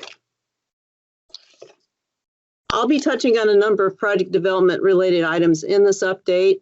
In spite of what some people may think about Joe and myself, project development is not just plan review. I'm going to cover some guidance and programming items such as IM revisions and highlights. IM revisions specific to project development, that is. I'll review and comment on a couple of important updates. Programming. What projects do you program? TPMS development letting dates. The qualifying bridge list or QBL and programming bridge and culvert projects. I'll also cover some items in the project development process. This includes right-of-way, NEPA, and SHPO involvement, funding sources and agreements for a project, check plans, final plans, some comments, observations on those. We'll also discuss some items that occur with the Contracts Bureau and the time frame between our office turning in a project for a letting up to the bid letting date. These will include establishing contract time requirements prior to bid advertisement, bid X questions during the bid letting phase, and addendums and plan changes. And I'll finish our discussion today with tips and tricks to improve the project development process for everyone. We'll begin with IM revisions and highlights. I'll be discussing IM 3.010, IM 3.700 Attachment A, and IM 3.700 Attachment B.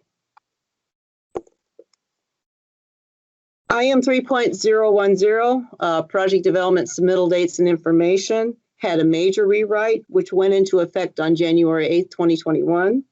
First and foremost, the charts from attachments A and B were combined into one chart and placed directly into the IM.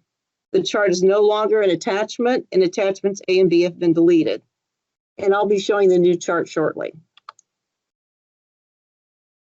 Another change in the chart was to revise the submittal dates to show a concept statement for a major project being due a year before letting and a minor concept due at the same time as preliminary plans, which is 6 months prior to letting.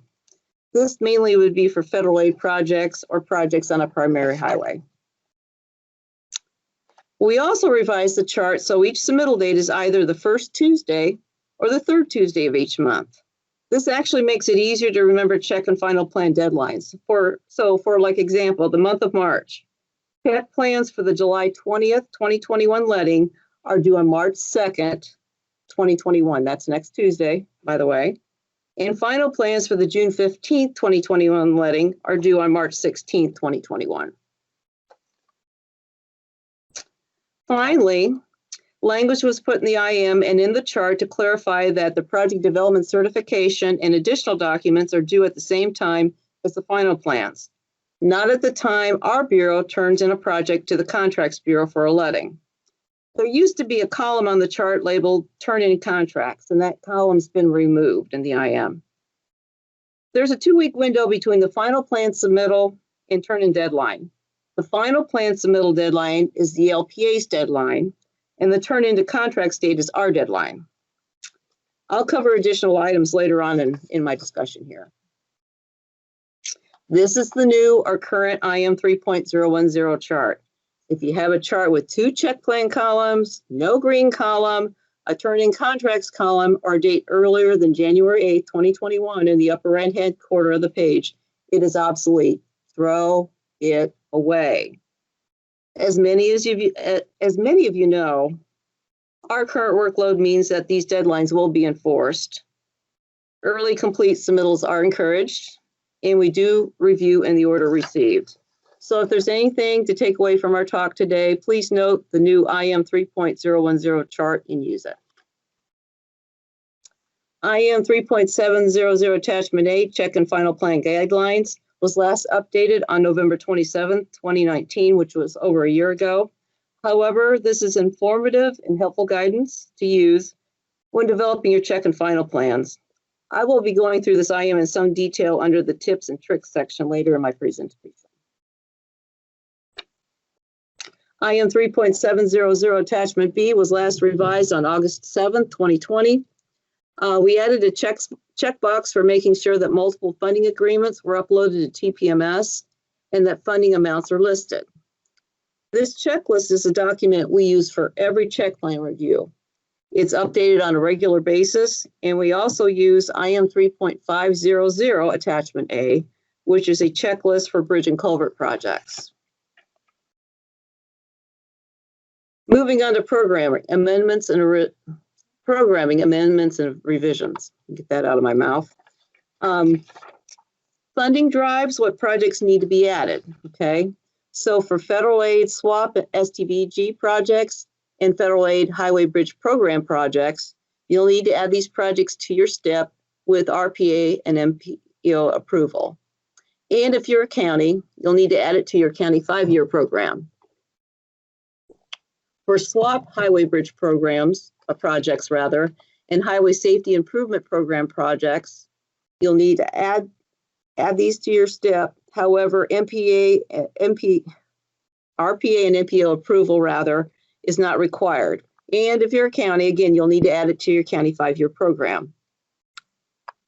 For TSIP, D-STEP, U-STEP, and city and county bridge projects with state funding, you don't need to add these to your STEP. However, if you're a county, you still need to add it to your county 5-year program. TPMS development letting dates. This is a friendly reminder that your TPMS letting dates need to be as realistic and accurate as possible.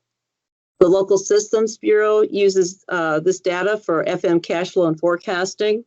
The Program Management Bureau uses this information for SWAP cash flow and forecasting, and the Contracts Bureau uses this information for their own workflow and forecasting.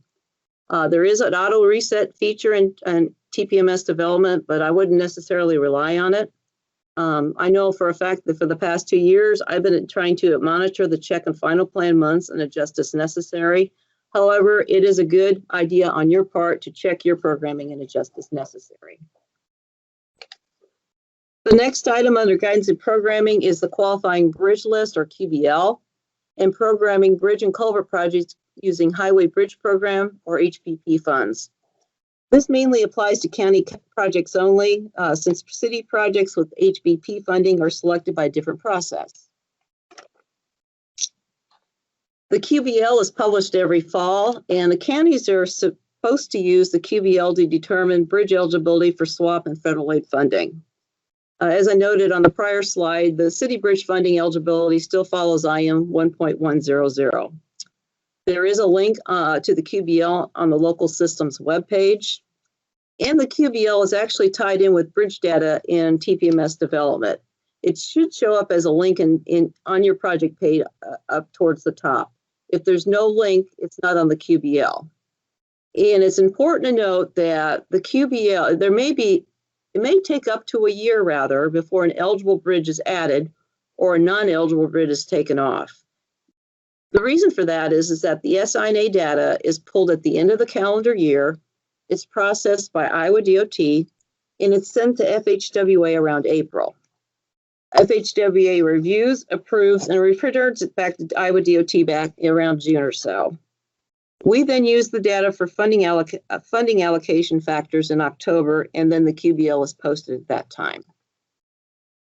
So, if an LPA wishes to use HBP funds for a bridge not on the QBL, a written request must be submitted to the secondary roads engineer. This is Nikki Stin, okay? Updated SINA information and any other documentation needed to justify the request must be attached or uploaded to SIMS.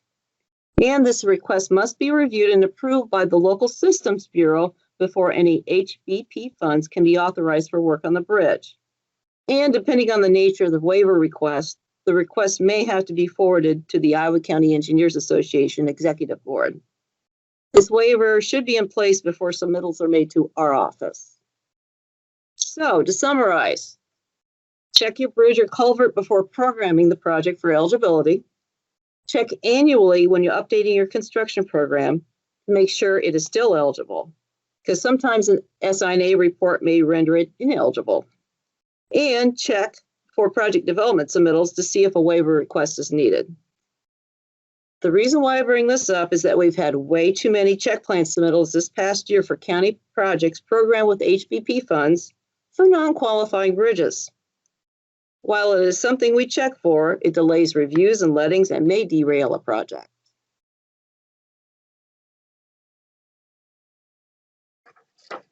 We'll move on to items that are part of the project development process. NEPA, SHPO, right-of-way NEPA and SHPO involvement. Some of your projects may involve right-of-way acquisition or temporary easements. Your project may also involve cultural or historical clearances through the State Historical Preservation Office or SHPO.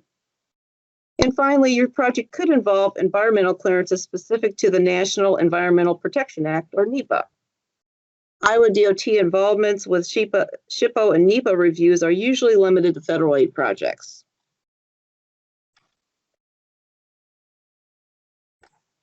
If your project involves right-of-way or temporary construction easement acquisitions, the Right-of-Way Bureau can provide assistance. For federal aid projects, the Right-of-Way Bureau will check in with you after the project concept statement is cleared. For all other projects, they may check in with you at the final plan submittal stage. Iowa DOT contact information is on this slide and on the following slide. We have a webpage link at the top of this slide. Rick Skinner is the lead for this section. Steve Chapman covers districts 3 and 4. Joe Guckert covers districts 1 and 5. Sandy Sells covers districts 2 and 6. These are the contacts for NEPA reviews in the Location and Environment Bureau. We have a webpage link at the top of this slide. Deanne Newell is the team leader for this section with 4 support staff. Contact for SHPO reviews or cultural resources are listed here on this slide. Again, we have a web page link at the top of the slide. And the workload for these reviews are divided into districts. Matt Donovan handles districts 1 and 6. Brennan Dolan handles districts 2 and 3. And Jacob Woodcock handles districts 4 and 5. Moving on to funding sources and agreements.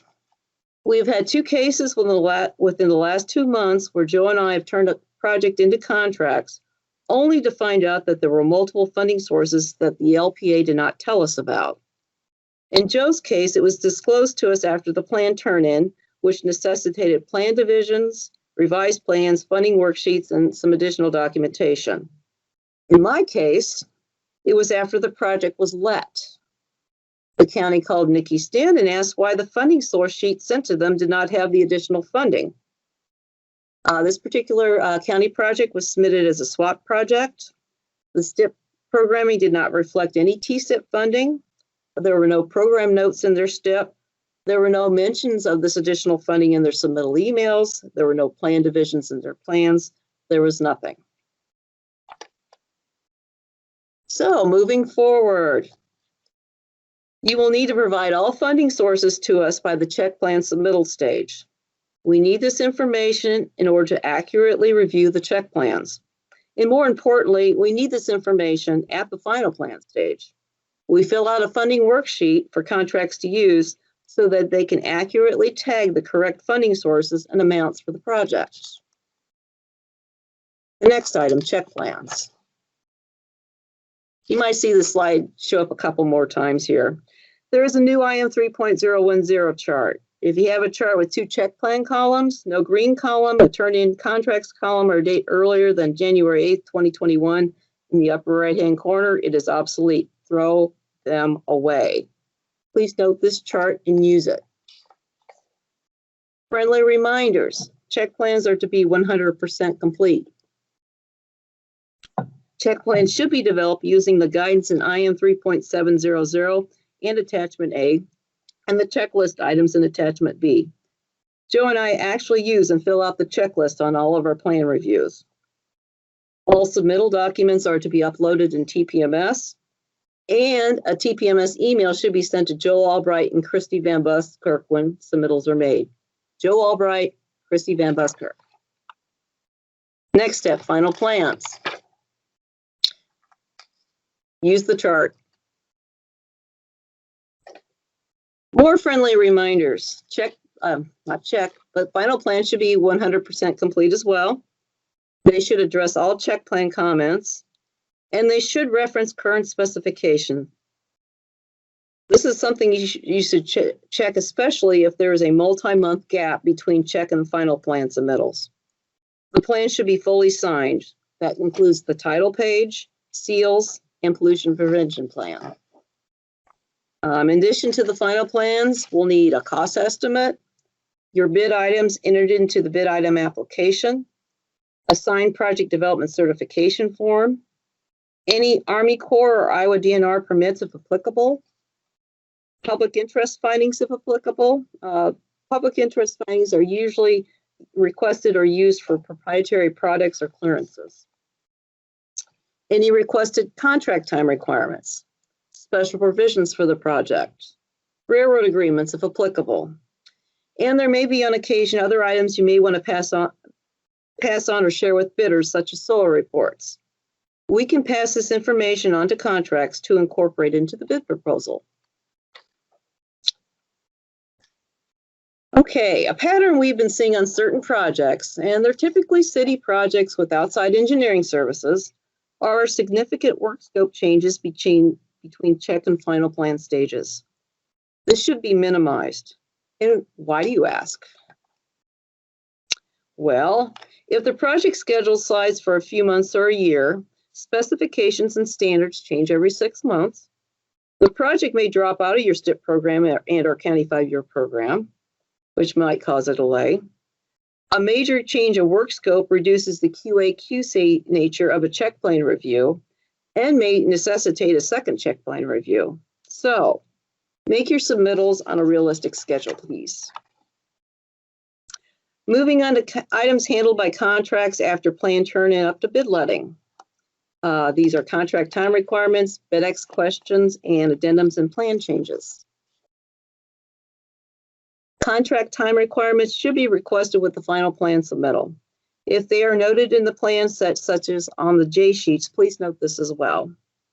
Contracts will incorporate the requested contract time requirements into the bid proposal prior to advertisement, and they will work with you on language. Contract time requirements can give bidders flexibility for work scheduling, and conversely, contract time requirements can clearly define required work, staging, and completion dates if needed. Bid-ex questions. You need to reply all to the questions. You need to be timely on your responses, usually 1 to 3 business days. And the contact information these BEDEC questions are sent to needs to be accurate. It's typically the designer contact in TPMS development. And I know Joe and I have been trying to check this for accuracy at the final plan stage. Addendums and plan changes. Contracts prefer small addendums in a timely fashion, not waiting and including everything in one large addendum. Addendum requests should be sent directly to contract and tag Joe and myself with them. And there is guidance on addendum submittals on the contract website, and the link is shown at the bottom of the slide. Any plan changes after plan turn into contract should be sent to Joe and myself. The last part of my presentation will be on some tips and tricks on improving the project development process for everyone. I'll be covering using the correct IM 3.010 submittal dates, tagging the correct local systems contacts on submittals, communication, guidance in IM 3.700 attachment A, and some miscellaneous stuff.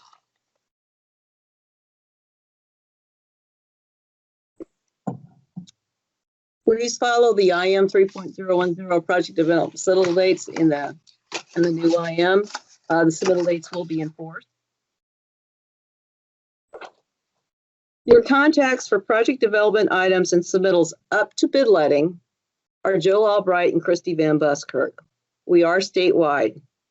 It's not Donna Buchwald, it's not Nicole Moore, it's not Nikki Stinn, it's not Sarah Okerlund, it's not Ken Ellis, it's not Zach Gonzalez, it's not Brian Cadis.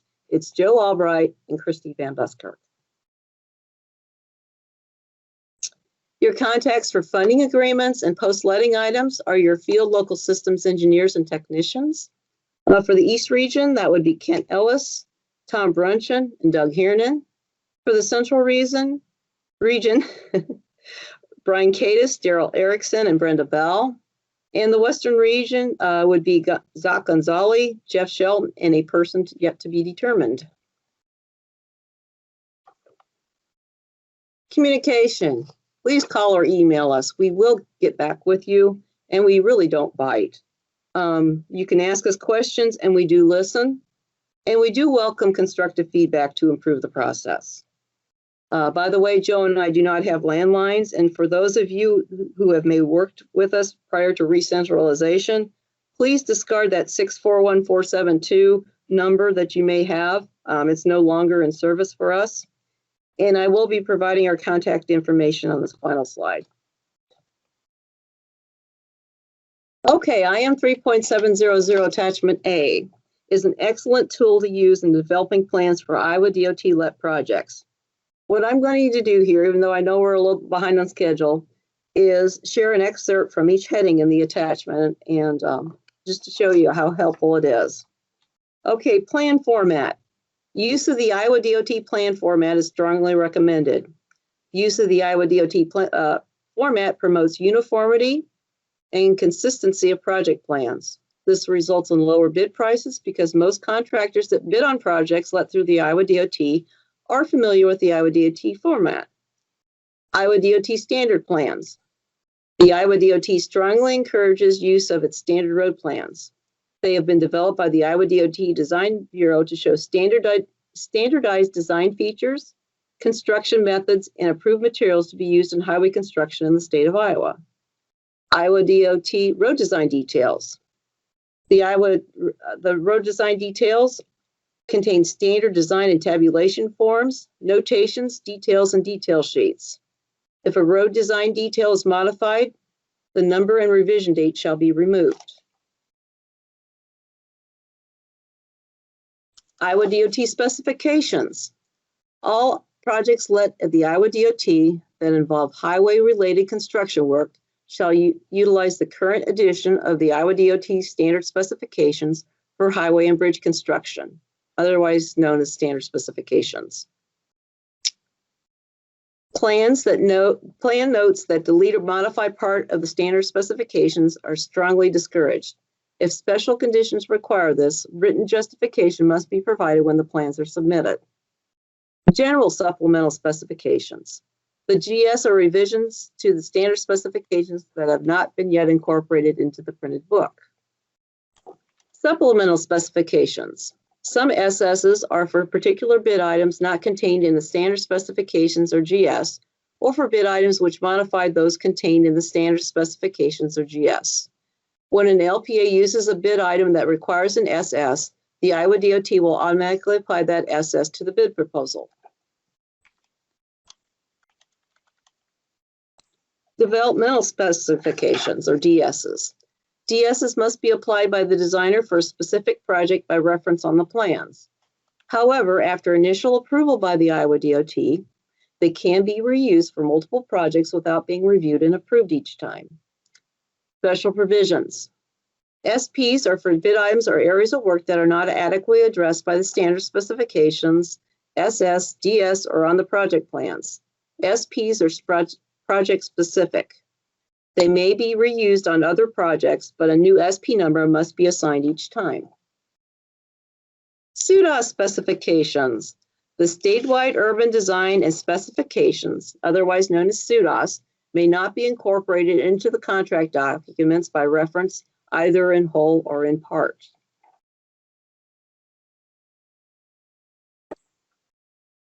Proprietary products. Specifications using patented or proprietary or brand name products or processes are strongly discouraged.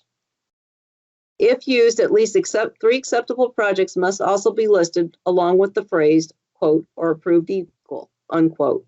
If only one proprietary product is allowed, a public interest finding must be submitted to and approved by the Administrating Bureau. Salvaged materials. Section 1104 of the standard specification states that all items or materials to be removed by the contractor shall become the possession of the contractor, unless stated otherwise in the contract documents. Combined or tied projects. When combining non-federal aid projects with federal aid projects into one contract, in certain situations, the NEPA requirements will also apply to the non-federal aid project.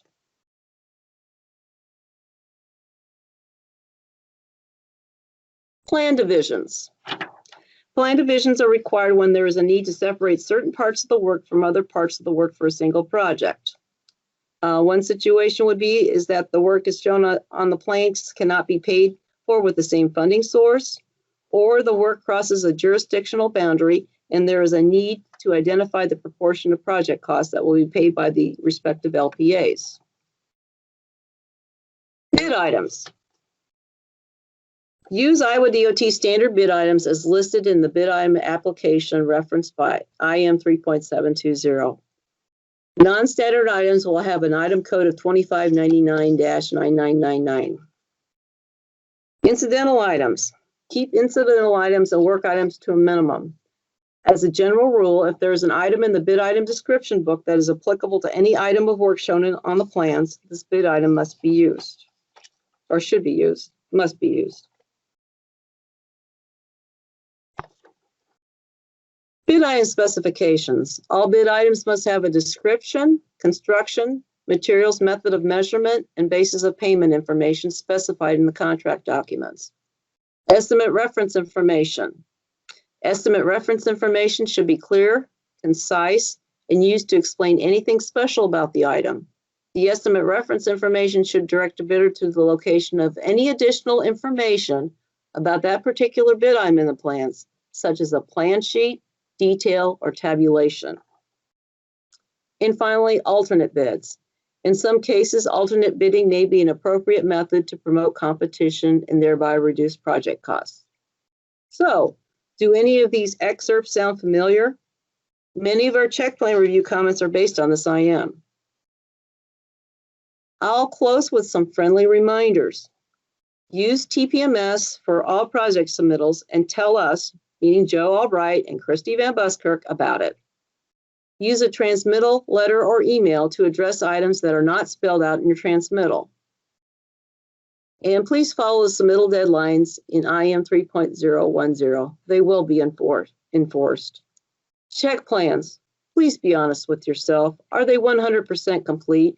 Submit them at the appropriate stage in project development so that our reviews are effective and that the final plans turned into contracts maximizes bidability and constructability. And less is more. Iowa DOT has standard specifications for many reasons, so you don't have to repeat them. So with that, this is our contact information, and I can't see hands or anything like that. So are there any questions?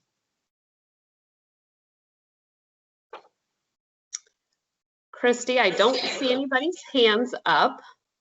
There have been some questions in the chat pod, which I believe that most of us have addressed so far. But you're certainly welcome once you get out of the presenter mode to go back through them once someone else starts presenting, and you can take a look at what those questions are and feel free to add your insight into the answers as well. Okay. Anyone have any questions? All right, well, Mark, if you want to go ahead and talk about 404 permits, Mark is from Location and Environment Bureau at the Iowa DOT, and I consider him to be our 404 permit guru. So Mark is going to talk about some new things that are coming with 404 permits, the Clean Water Act, and a little bit with the DNR. All righty. Good morning, everybody. This is Mark Solberg. As Nicole said, I'm one of the 5 project managers in the Water Resources section, Location Environment. My primary responsibility is District 4, but I also work in Polk, Story, and Boone counties. So that's a little bit about me. Today, I'm going to give a real high-level overview of what's kind of new in the 404 permitting world. First 2 items I'm going to talk about have actually been out there for a while, but I wanted to hit on them in case you aren't familiar with them. And then the nationwide permits is still fairly new. And then there's also some newer information in the stream mitigation world. So with that, I'm going to start talking about the permit system. Like I said, I'm not sure if you're familiar with this, but several months ago, the DNR switched over to an online application submittal system. Basically, it's for the floodplain management and sovereign lands and for the Corps. If you'll notice this list here, you don't see 401 because they're not one of the primary focuses on here. But this is the way now that you will submit your permit applications to the Corps for 404 permits. As well as the floodplain permits and the sovereign lands reviews to the DNR. So, as I know, what I did want to note is they only set this up with Rock Island. So, if any of you happen to work with Omaha District, this will not apply to you. This is only for you who work with. It only works with Rock Island. So, you know, the few people that might have to work with St. Paul District. Or Omaha District, this is not necessarily for you. You will have to go through their procedures to submit your 404 permit applications. So with that, as I noted, this is intended to help complete and submit a joint application form for floodplain, sovereign lands, and 404 permit. But it also is help you request an environmental review or T&E. Then there's some floodplain capabilities, request a base flood elevation and floodplain technical assistance, floodplain determination for animal feeding operation, and it also helps you view and track the status of your application. So this is the landing page that you will see when you get on the permit system. One thing I did want to note, if you get on the 401 page for the DNR, you will not see a link to the permit system. This is only available off their floodplain. So what I had to do is if you want the permit system, you have to search for floodplain, Iowa DNR floodplain permit, and that's how you get there. But it's fairly easy, straightforward. I mean, I was able to figure it out. So it is pretty straightforward, but we've found it is somewhat glitchy. So one of the main lessons we have learned that is it does an auto reply, sends you an automatic reply that they've an email that they've received your permit application. That has a tracking number on it. Make sure that you get that email after you hit submit, because if you don't get that email, there's a good chance that it did not go through, and you'll probably have to start over. I had one coworker who lost a couple weeks because he had submitted, thought it went through, contacted the Corps a while back. They said, no, we didn't see it. So it did not go through. So I can't stress enough, make sure that you get that automatic reply from the DNR. So my experience with this is that when it works, it's actually pretty slick. So it's actually been a pretty good thing, but it does have a few little issues we run into. All right, next thing I wanted to talk about the 4-1 rule. I'm gonna admit this kind of caught us by surprise. Normally we keep up on the new law regulations coming through. This was already put in place by the time I even figured it out. So as you note on the screen, it was originally published in the Federal Register on July 2020. Final rule went into effect last September. Thing I want to stress, this will affect projects requiring an individual 401 water quality certification. So those are your projects that will be covered by an individual 404 permit, or projects that are occurring within an outstanding Iowa watershed or that has impacts to an OIW. Final rule provides for a multi-step process with specific timelines for the DNR to issue an individual 401 certifications. What I've been told with this, the reason they went this way is because there's certain other states that have used 401 to hijack projects. So it's taken some states years to issue 401 if they issue it at all. So for those states, they're probably excited about this because it will help them. For us, it's probably going to slow the things down. So my last bullet on this screen, the Corps has indicated it will take longer for applicants to get the 404 permits because of this certification, for a new rule for certification. So, and the other thing I want to mention is I am the messenger here.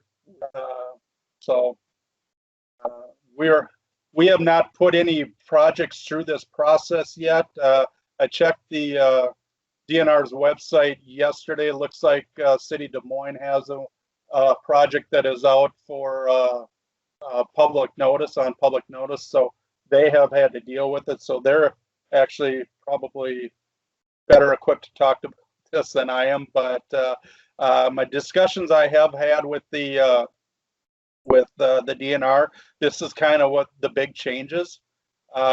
Number one is applicants will be required to request for a pre-filing meeting with the Iowa DNR. And this must occur within at least 30 days prior to requesting certification from the Corps or from the DNR. And this pre-filing meeting request is going to be an email. And chances are, once you submit this request, all it's got to be is a contact information, a little bit of description of the project, location information. The Corps or the DNR will file it away. You probably will not get a response. You will not have a meeting, but it is required by the new rule. So wait 30 days after your pre-filing request. You submit a certification request form to the DNR. There's 9 standard questions that must be answered for this in this document. I'm not going to get into those today just because for lack of time. I will say that we will update our IM for 404 permits, and we will include that information on the updated IM. So following, once you submit the 401 cert request, Corps will establish a reasonable period of time for the DNR to act on the certification request, and that's not to exceed a year. Discussions with Chris Schwacke it's sounding like it's going to be 60 days. But one of the things I wanted to note with that is that 60 days, DNR has indicated that they want you to submit this request after the project comes off public notice from the Corps. So unfortunately, in the past, we've kind of had a concurrent process where Corps and DNR review is happening at the same time. It's looking like now that the DNR review is going to begin once it comes off public notice from the Corps.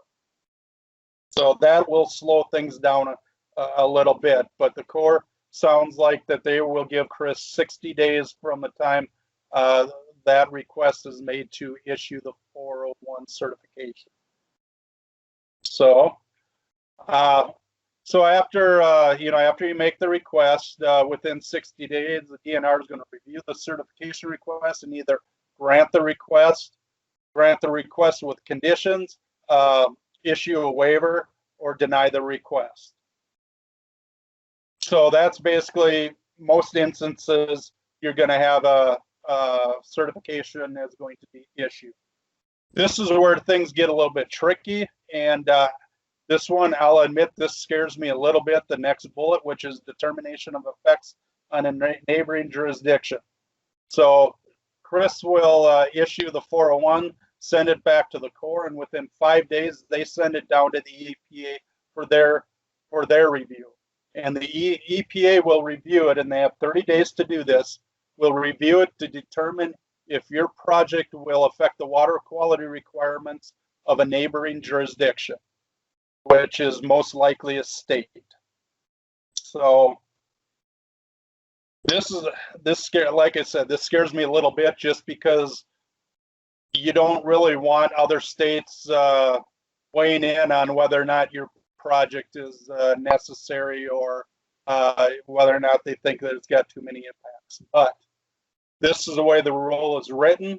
So EPA has 30 days to review it, and if they determine that it will have effect on the water quality requirements of a neighboring jurisdictional, they will notify you, the Corps, the DNR, and the neighboring jurisdiction of their determination. From there, the neighboring jurisdiction has 60 days to review the project to determine if they feel it in fact will affect their water quality requirements. And within that 60 days, they send back their answer, their determination to the EPA. And they may object to the project and request a public hearing with the Corps, or they may recommend that there's additional conditions added to the 401 cert to bring it into compliance with their water quality requirements.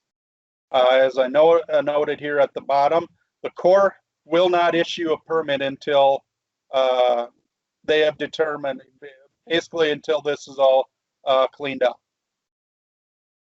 So this may if the neighboring jurisdiction or the EPA decides that your project may affect the neighboring jurisdiction, this will slow down. I mean, you're probably looking at least 60 to 90 days more review until you get your 401 cert or your 404 permit issue.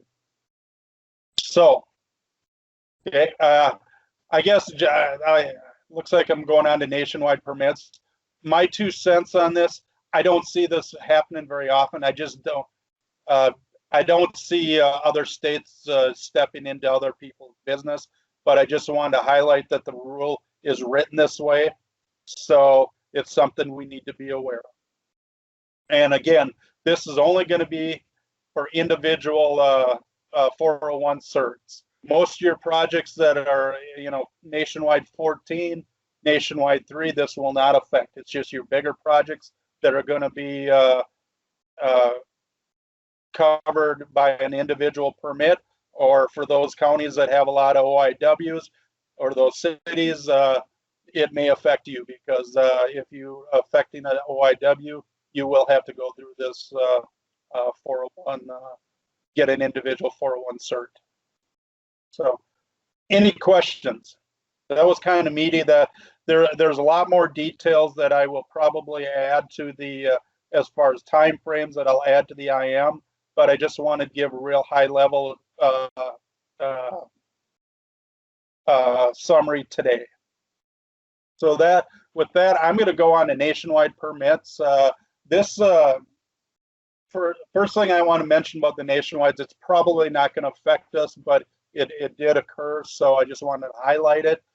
Back in January, the Corps issued a change to 16 nationwide permits. The final rule modified and replaced 12 existing permits and issued 4 new permits.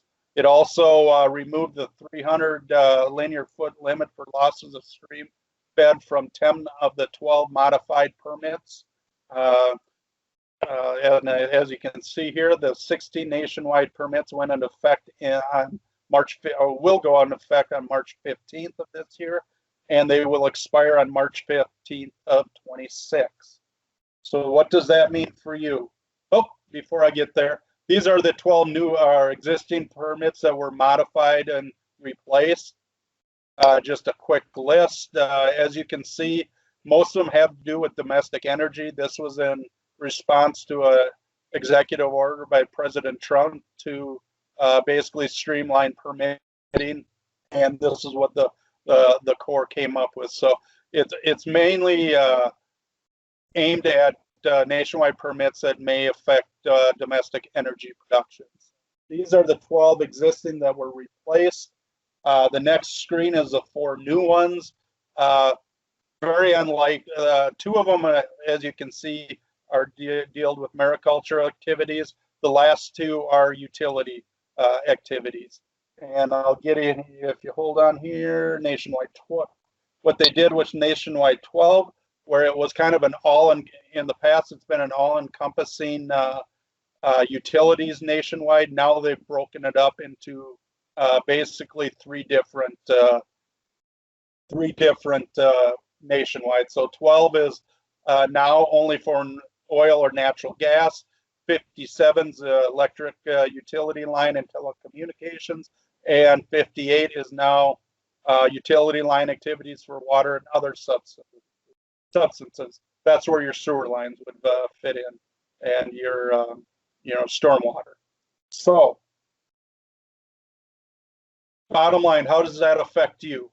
The main ones that we normally use in the second bullet there, 3, 13, 14, 23, 33, etc., it will not change. The Corps did not reissue or modify any of the remaining 40 nationwide permits, so these are still in force and full effect and will expire on March 18th, 2022. All right. Next thing, wetland and stream mitigation update. Big news there is that a new statewide in lieu fee program is pending at the Corps. The Land Learning Foundation out of Missouri has pitched a statewide in lieu fee program for both wetlands and streams. Prospectus is done. My understanding is they've submitted a draft of the banking instrument. Corps has reviewed it and sent it back for modifications. We had heard that this may be online as early as April, but it's sounding more now like it's going to be sometime this summer. But what does that mean to us? Second bullet, as you can see, there are mitigation banks. We now have 18 approved banks with 12 more pending. Between banks and the in lieu fee program, the whole state will now be covered by either a bank or in lieu fee program. And for you that do not know what an in lieu fee program is, basically that is where you will pay Land Learning Foundation when you need mitigation credits. If you have a project in a specific service area, you will pay them, and at some point after you pay them, they will have to develop a project and build a project, a restoration project, whether it be a stream or wetland. So it kind of functions like a bank. The only difference is with the bank, the resource is constructed or is restored up front, and then credits become available. With the in lieu fee, the credits are, you buy the credits and then a project comes later. So, and I also put the RIBITs, which is the Corps' National Regulatory in lieu and fee bank information tracking system. That is a resource that you can go to see which banks might be available in your area and see if there's any credits available. All right, so any questions? This is my contact information. That's my office phone number there. I'm at home. We'll be back in the office as soon as we're allowed to go back. But feel free, if you have any questions about anything I presented or anything 404, shoot me an email. I'll do the best I can to answer your questions. Mark, So we have one question, if that's okay. It looks like Brian Kierlieber has a question and has his hand raised. Do you want to go ahead and ask that question, Brian? I can see it. I got the chat open here. Okay. It kind of depends on the questions. What are the current costs per acre for mitigation? Kind of depends on who you're dealing with. If you're dealing with the Dallas County Bank, which is just an emergent wetland bank, they're $35,000. If you're dealing with the other banks, it's considerably more. We're looking at standards of 45 up to, I think, about 60,000 per credit. As far as stream credits, some of the banks that JEO has produced are, I think they're down around $100 per stream credit, but some of the other banks are considerably higher, around 200. So it's kind of a crapshoot, and we don't know what the in lieu fee credit costs are going to be yet. We haven't worked with them yet, and we haven't talked to them, so we do not know what they are going to charge per credit. Okay. Thanks, Mark. That must have answered his question. I see that Brian put his hand down. Okay. Julie has a nationwide permit. If it is a non-reporting nationwide, it seems the permit submitted through electronic format still goes to, has that caused any confusion? Yes. Our biggest confusion we've had is our preliminary bridge section submits. I will get to your question directly, but I'm going to first explain our confusion we've had. Our preliminary bridge section submits floodplain permit applications well in advance of our 4-4 permit applications, and we have had the Corps issue permits based on the floodplain permit application. So we've had some confusion, and we're still trying to work that out.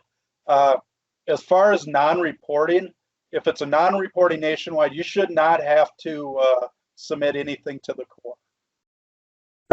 The only confusion that was if there's something from if there's a floodplain permit application being submitted, that will go to the Corps. Technically, they should not act on that because it's a incomplete permit application. But we've found that they have some newer project managers that are in fact issuing permits based on that. And what we've done when we get one of those, we just call the Corps and ask them to withdraw that permit. And you basically, I guess you have the option. You can either just roll with it and go with the permit they send you. You can ask them to withdraw it and just keep it as a non-reporting. It's entirely up to you. I mean, the main thing is that you're covered. But yes, we have had some confusion with this system, and we have not. I know Dave Clayman has tried to work with the DNR, but we have not come up with a good solution yet. So does that answer your question, Julie?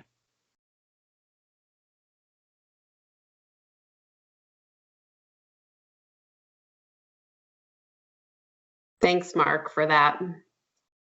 Julie says as much as possible in the chat pod. The one thing I will stress though is if you can use a if you can issue your own permits and just call projects non-reporting, by all means do it. You're going to save yourself a lot of time. So, you know, if you're doing a bridge and there's no, you aren't impacting a special aquatic site, which, you know, wetlands are a special aquatic site, just do a non-reporting 14, you know, and, you know, read the description in Nationwide 3.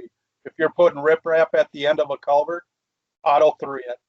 I mean, it'll save you guys a lot of effort and a lot of time. And like Mark mentioned, we are hoping to get that IM updated to make things a little bit more clear and incorporate these new things that have happened. Yes. And thanks for reminding me. One thing I did want to also mention is that Iowa DNR is also in the process of updating their anti-degradation procedure. So this may also affect 404 and 401 permit applications. We're looking at, we expect that we'll just have to include a little bit more information that satisfies anti-dag. I don't think from a time standpoint it's going to delay things much. It's just we're going to have to include a little bit more information. That is a work in progress, so I don't have good information on that. That's why I didn't present on that today.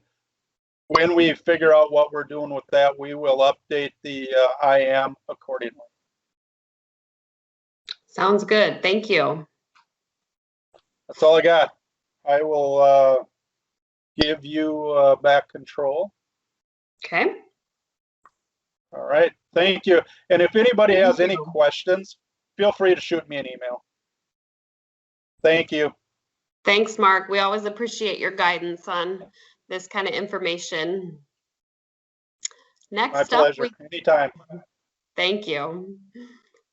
Next up, we have Cedric Wilkinson, and he is going to talk about e-ticketing.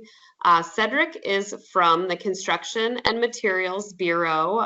He's located in District 6, and he has worked on e-ticketing, I think, for several years now. And it's a really interesting concept, and it sounds like it's working really well. So we'll turn it over to Cedric, and he can explain what he's been working on. We Thanks, see your Nicole. screen. Excellent, excellent. That's always the biggest question in virtual meetings for sure. So definitely. No, I will. We'll get through this here, and hopefully it's not so painful for everybody. But I just want to talk about electronic tickets and what the Iowa DOT is doing as a whole with their e-ticketing process. And I know some counties and cities did a couple pilot projects this last year, and for those that maybe have struggled a little bit, it has gotten better. So I'll just scroll through here. So I want to talk about what an e-ticket is, you know, for the Iowa DOT, kind of a process of an e-ticket. I'm going to kind of concentrate on concrete for now, but I'll talk about asphalt as well, what project documentation looks like, and where we're trying to go with the future of e-tickets. So here's just a timeline of where we've been.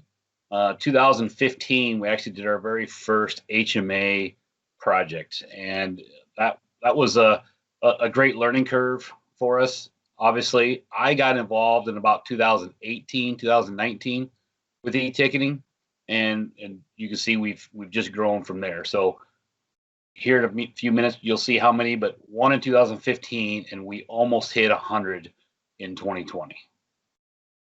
So really, I got involved with this major project on I-74 here in the Quad Cities. It was obviously a bridge replacement over the Mississippi River, single largest let contract in Iowa DOT's history at $322 million. On this contract, we had 101,000 cubic yards going into a bridge, and I put here a typical county bridge. That's what I say a typical county overhead over like an interstate has a total of 400 yards. So lots of tickets, lots of concrete going to this project. And yes, that's an elevator in the bottom left-hand corner to a bridge that we're putting in. So very interesting project, very unique project. And I said 9,006 tickets to date. I should have updated this, but we're probably pushing 11,000 tickets now. So this is what we dealt with on I-74. So not only e-ticketing, but concrete delivered by barge. Hopefully a lot of you don't have to deal with that kind of access problems, but you can see how many people it took. You can kind of see in the middle of the screen here, there's guys holding papers, and so we actually on this project, we did paper and electronic just to make sure that we were getting all the correct information. So some of the partners on that large project was the Iowa DOT, Han Ready Mix, Command Alcon was the e-ticketing vendor, and Infotech. Now, Infotech is a software company that Doc Express, BidX, our field manager, Field Book, and the future of Appia for local systems as well. So in 2020, e-ticketing Iowa, obviously due to COVID-19, we had a lot of interest in e-ticketing. So we used several different vendors. We didn't just concentrate on one vendor. So we used Command Alcon. We had, Command Alcon offers us concrete, asphalt, aggregate as well. We had Cystine, Earthwave, and BCMI. And we continue to work with more and more, honestly, every day. I've seen so many different e-ticketing presentations. I'm about sick of them, quite honestly. And the other good thing about virtual meetings is I can tell a joke and I think you're all laughing. So that's a great thing about virtual meetings. So 2020 e-ticketing in Iowa, we did 76 concrete projects, 14 asphalt, and we actually did 4 aggregate. Now, in the 4 aggregate, we're not getting all the necessary data on our tickets right now for aggregate, but we keep exploring with aggregate. Work with 2 different suppliers of aggregate, and I'm working with a third now this 2021 construction season just to see what it's actually going to take. Obviously, we have Iowa codes out there too that we got to worry about when it comes to these products. Like concrete tickets or concrete trucks don't actually have to have a paper ticket, but asphalt and aggregate do as well. So we're working through. I'm actually working with Federal Highway, working with some different folks that I would do on how can we get that changed. So what is e-ticketing in Iowa? So when we started this in 2015, it was basically based on, we wanted to know GPS truck tracking. We wanted to know where those trucks are at, where are they at on our haul roads, where are they dumping at? And that really became, we started with 1, 2016, we did 2 or 3, 17, we did basically 2 or 3 again. And once we got rid of truck tracking, it really blew up for us, and we had a lot more people interested. So just by taking that piece away, now I'm going to show you later in my presentation where we're maybe doing it a little differently with GPS truck tracking, and I'll get to that in a minute. But tracking, is a huge benefit, but it's really not what makes an electronic ticket. We can do so much with an electronic ticket without that tracking piece of it.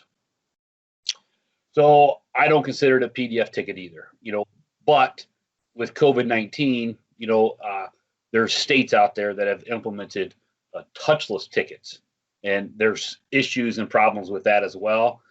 People are taking pictures of tickets and out the window and texting pictures and all kinds of different stuff. And, so as of right now, we haven't quite officially adopted that, but I suggest, looking at doing anything you can to get it some type of electronic ticket. But the future of e-ticket is not a PDF ticket.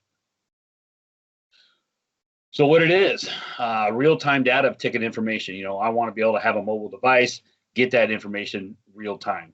I want to be able to enter test data, and I'm going to kind of go through that here in a little bit, and keeping that data digital. So I want to, they produce it digitally. How can I keep it moving digitally, and then actually maybe put it in a GIS-based database, and so much more you can do with it. Take and automate some of our forms that we have to fill out every day. And quite honestly, it's a safe way to collect tickets. And I can't remember the year, but we actually had an individual, an inspector, unfortunately lose his life, by a concrete truck backing up.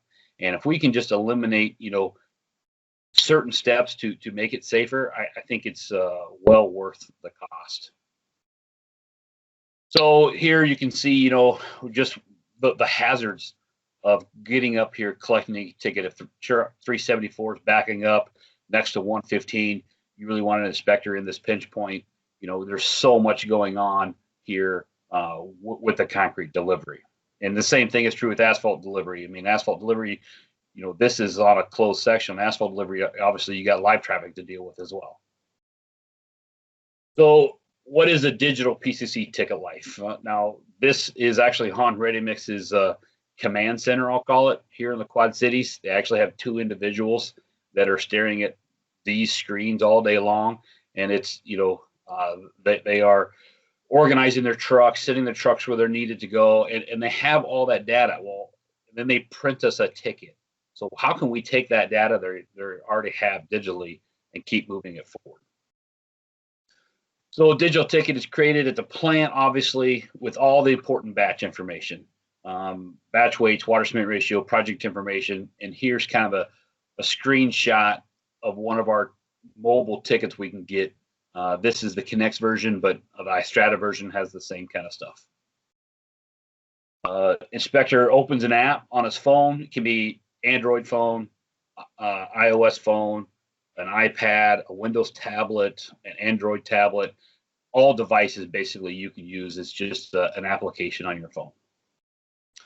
What's nice is you can actually see the ticket created before it actually even shows up on a project site. So here, an inspector takes all the necessary tests and adds a test data to the ticket. Now, this is the concrete side of the world, but asphalt is very similar. With the one-time asphalt is simpler, is with the test data in the field. So here, we can add slump tests, material temperatures, air temperatures, how much waste, if you wanted to run a unit weight, discharge time, pay items, water added. I mean, just these are things that we've worked with e-ticketing vendors to put into their systems to make it better for inspection staff at the end of the day. That seems like a lot, but a lot of this information is what inspectors write on a paper ticket today. So by doing that in the field or right after the pour or whatever, then we can download all this stuff as well. So the inspector at the end of the day then can, download the daily project ticket information, and I'll get into that here in a little bit, which will automatically tally up all their air, slump tests, sort it. You can sort by mix design, by date, et cetera, et cetera. And with this, wherever the inspector accepts that ticket on the mobile device, actually drops a geo pin, and you can get a geolocation of where that ticket was accepted. And as you can see, yes, that ticket was accepted in the middle of the Mississippi River. So here it is, kind of some more data, and I just was playing around with this data and just simply put it into Google Earth file, with all this type of information. So here's all the different trucks that landed that day. We're pouring a deck, HPC mix. Here's my air test, my slump test, lat long location, the date. So, eventually we want to get this into our GIS system, and I've had several conversations, for the Iowa DOT side of stuff. But, cities and counties can be doing this as well once we get all the software and stuff figured out. So project documentation for e-ticketing, I'm looking at it for personally replacing old existing forms. So I work out of the Davenport construction office. We have 20 full-time inspectors as well. And I see us struggling just with all the paperwork we got to do all the time, all the documentation. So anything that we can do to make it streamlined, or, I don't want to add, I want to replace with something maybe better to save time. And I think this can really do that. Hey, can we replace our E115 form? Instead of writing it on a piece of paper, putting it in an envelope, which is what we do. Then we write the air test down again. We go to an Excel file, the E115 form. We type all air tests in. We type our slump test in. Well, if I'm doing it all one time in an application, why can't that just be my 115 form? The updated plant report. So I've been talking with Todd Hansen. How can we take this data that we're collecting with the e-tickets and make a updated plant report to give us better information? So that's something that's coming. And aggregate summaries. I don't know if you guys have to chase down aggregate summaries, but they can be a pain. And so just by doing that, I have an aggregate summary right away when I download my information. So some stuff that can be actually downloaded is everything that you typed in. everything, anything and everything you put in as test data, all your batch weights, everything can come in. And here's just a simple list of stuff that can come in, and you can auto-populate it. So here's a video. So Troy Schroeder out of my office and myself, we like Excel. So we take an Excel program, and out of these e-ticketing vendors, and Connects is the biggest one right now that we're doing it with, is you can export a CSV or an Excel file, and it creates this raw data file. Well, we like to take this file and put it in this format. And so I'm going to run this video and talk through it. So here it automatically brings everything in except for these yellow spots up here. So all this data, so I can come in here, I can import my daily tickets by this, I can sorting by date right here. I'm moving up and I got all my cubic yards batched, cubic yards used, estimated yields. I can sort by, I guess I'm typing in the cubic yards estimated right here, so it'll change my yield percentage. Then I can come over here and I can change the date again. Hey, I just want to see one single day. Looks like I'm picking October 9th. I've only got 2 tickets here. You can see the cubic yards batched. I would just change my cubic yards estimated here. And you'll see that I've got here total number of errors needed, total slumps needed, and I can sort again. I'm just trying to get more ticket data in here. So here's the ticket data for 2-3 days worth. Again, it changed everything here. How many air tests?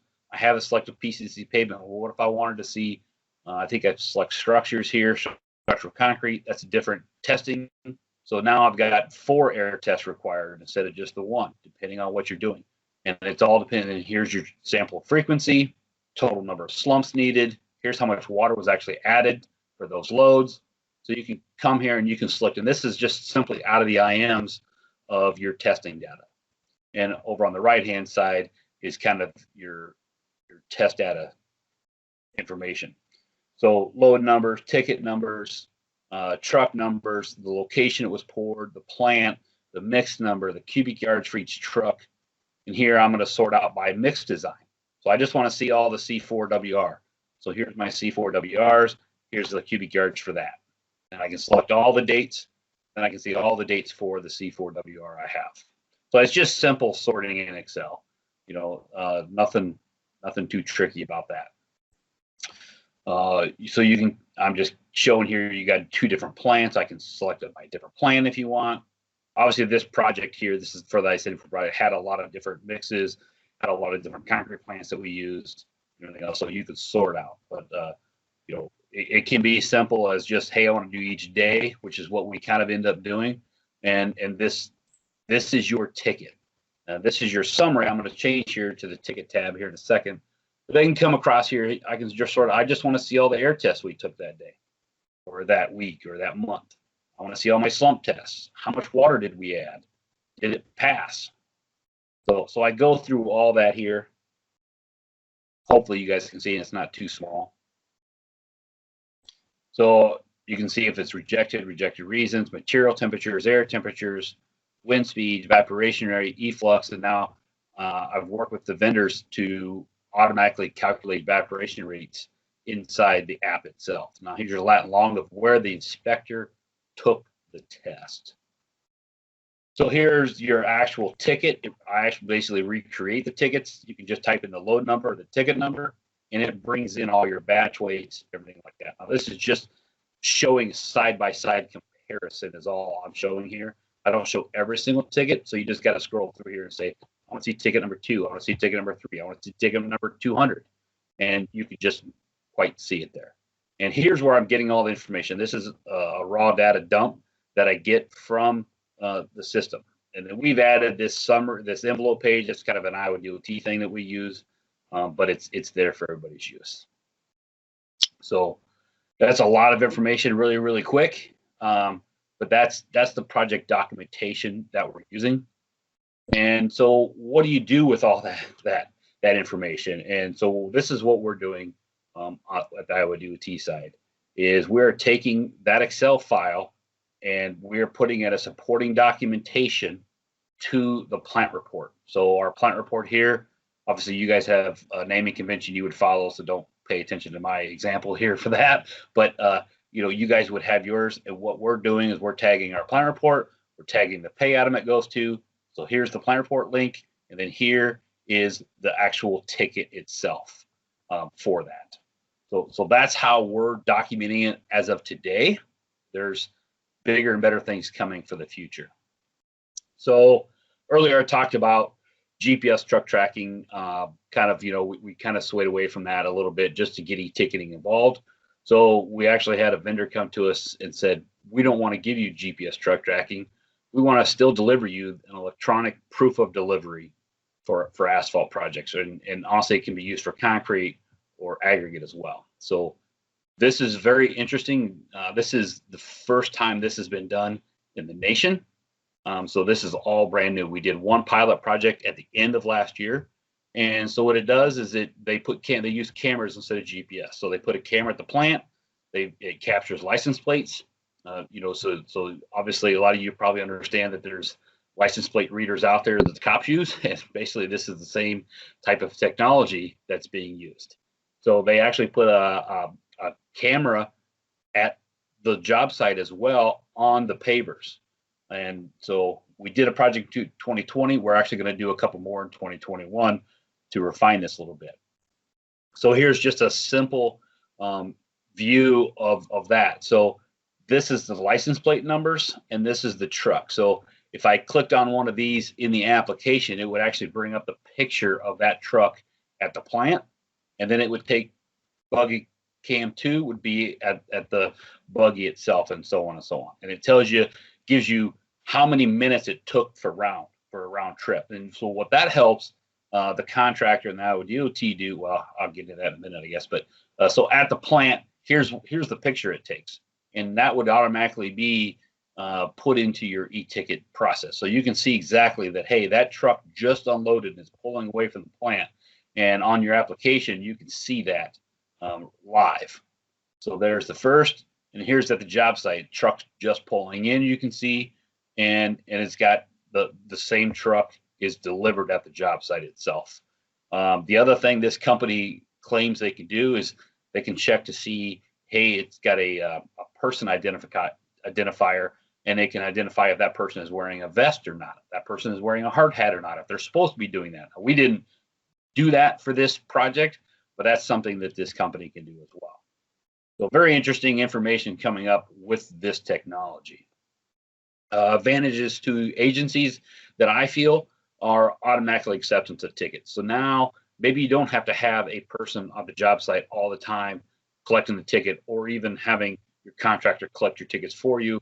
It's automatically done, and you have that electronic proof of delivery. So you don't, I said don't need ticket taker. I don't say that it's eliminating an employee. It's reutilizing an employee to maybe do better inspection work behind the paver, to go do other things, because typically our ticket takers are doing multiple functions. And now if we can just eliminate that and reutilize, I think that's a huge thing. And obviously safety, as I talked, is a big factor in that as well. And then you have the proof of delivery that, hey, it came from this plant. And it also captures videos too. So if there is actually ever a question about it, you can run a 30-second, 45-second video, and you can actually see the asphalt either being dumped or placed out on the line with a belly dump. So a lot of advantages to this so far. So from the contractor side, and honestly, this is a benefit to the DOT as well, or any agency, cycle times, right? So we want hot, consistent asphalt. You don't want to have a cold load, a hot load, a cold load, a hot load, right? You want to have good consistency. Well, it actually calculates your cycle times, and the contractors can decide, hey, I need to add a truck, I need to take a truck away. Am I loading up too much at the plant, or am I loading up too much at the job site? So he can see all that and tweak the operation to best fit him as well. And then like I said, they can do safety monitoring if they wanted to turn that on. We haven't got into any big details on this yet, but it gives live alerts for cycle duration and circle or critical safety violations automatically. So we're still in the process of this, but what else can it be used for? Aggregates. So we're looking at maybe what's coming into the plant. So we still have to know and understand the aggregate, the sand, the oil, all the products that are coming into the plant to actually make the mix. How can we track that better? Well, maybe this system can do that. No, this is all not going to happen this year or next, but these are things that are out there on the horizon that we're looking at. So e-ticketing HMA, new for 2021. I know some counties used the Connects app for 2020, and there was a couple pieces missing in 2020. That has been fixed in 2021, and we actually fixed it, I'd say about August, September timeframe of this last year. But now we have a running total. So you can see here load number 1, load number 2. So you can see a running total on your app as you go along.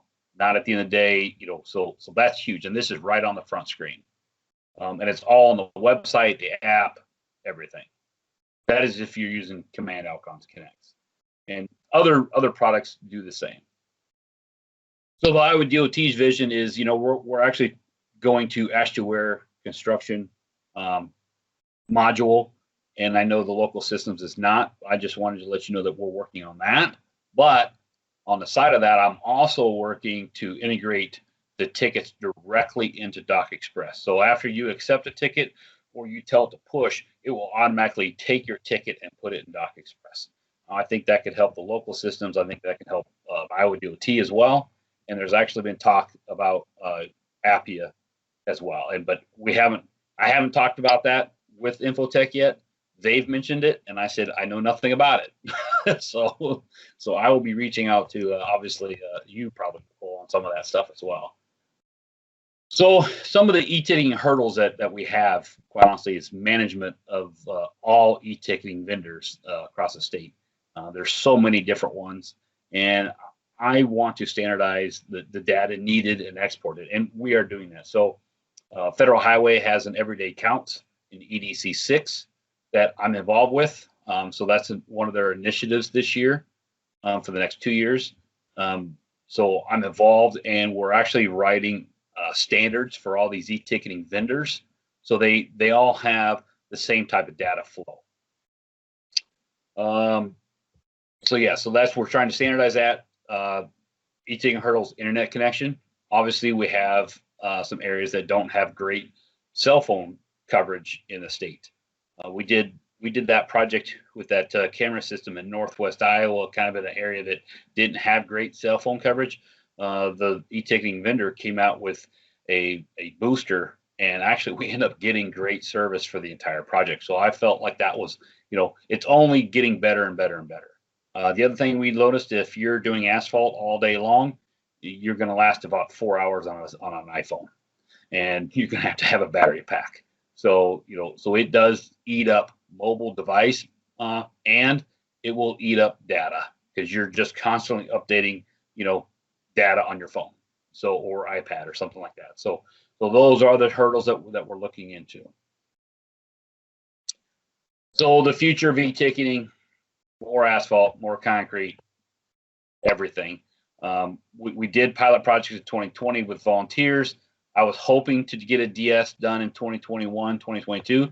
We have not accomplished that yet, but I still have to 2022, right? That's what I wrote in my presentation anyway. So, and then, we're looking at actually making it part of the standard specifications. And I'm working on getting it implemented with AshToWare construction materials. So in conclusion, a ticket starts out with intelligent data. We print that ticket, we lose all our data. We have to recreate that data if we want to use it. A PDF ticket, yep, it's electronic. We can put it in Doc Express. We can be satisfied. But a true e-ticket is really digital data all the way through the system. So that was very, very fast. I know I was trying to get us back on time a little bit. I think I keep seeing some stuff over here, some questions. Yeah, there's some questions going on in the chat pod. Okay. Is that echoing for everybody else? Wasn't for me, I guess, but Doug and Kent, you don't get to ask questions. I know you, so no. Let's see, how does an inspector add the field data to the e-ticket on their cell phone? Do you just tap empty data field on your screen? That's correct. So on the application, you pull up and you can just click on the field, and just it brings up a keyboard and you can type it right in. So, and that's for all those fields I show. This is very helpful. Will make life easier. I agree. How does the system document non-compliant tests and actions taken to get back in compliance? Great question, Kent. So we actually have, there's a couple different fields that we can enter. So there's multiple air tests and multiple slump tests that you can enter. And then so you can actually enter a bad one. And then there's a notes field, obviously, that you can type away in. It's like 264 characters or something like that you can type into. And then there's a reject button at the bottom as well. So if a load is too wet, too low of air, too high of air, whatever it may be that, run out of time, you can actually hit reject. And then it actually will pop up a comments field of why you're rejecting it.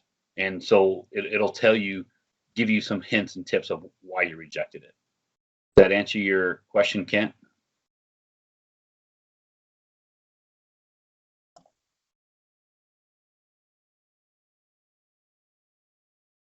So what about areas of poor or no cell phone service? That is an issue with all e-ticketing vendors, because basically all of them are using a cloud-based system. So it requires an internet connection, basically. Most of them, if you have internet connection, you get the ticket, you can like drive to the top of the hill, drive to the bottom of the hill kind of a thing, into your test data, drives back to the top of the hill, and it'll load the data automatically. So it's not like you're losing your data. You just can't get new, fresh data or upload the data until you get good cell phone coverage. And we're actually working on stuff to, improve. What can we get for cell phone boosters? Like I talked with a contractor who sits in the bottom of a quarry with his asphalt plant. Well, a lot of times they need to have internet as well. So they'll put redirective cell phone coverage up there. Basically, it's a satellite dish, and shoot down into the bottom of the quarry to get cell phone service down in the quarry. So perfect. So Webster County used e-ticketing last year, and yeah, so I can't wait to do it again, and I think you'll enjoy the stuff that we've made improvements on as well with the asphalt. So I appreciate that. And I know we've got a couple counties already signed up for 2021, and that's the biggest thing is, the DOT, I have 14 offices I got to deal with for e-ticketing, and then the counties and cities show up, and whew, that's a lot. But we're trying, and I'm actually trying to make what they call portals for each county and each city, so that everybody's not seeing everybody else's tickets as well. Sure. So, yeah. Well, thank you so much. This was really interesting. Absolutely. Everybody have a safe summer. Yeah, I think this is definitely a good look into the future. So Angie, we'll turn it over to you. We can see your screen. Awesome, thanks. That makes me not have to ask. And so, as Nicole said, my name's Angie. I work in traffic and safety, and I'll talk about network screening, doing crash analysis for Iowa intersections. Basically, I'm going to run through this really fast. Some of you may be aware that we used to have the safety improvement candidate list, which ranked intersections based on the frequency of crashes and also their crash severity. And all of the intersections were ranked compared to each other. There was no indication of the configuration of the intersection or the traffic control at that intersection. And the other thing is we also had the statewide average.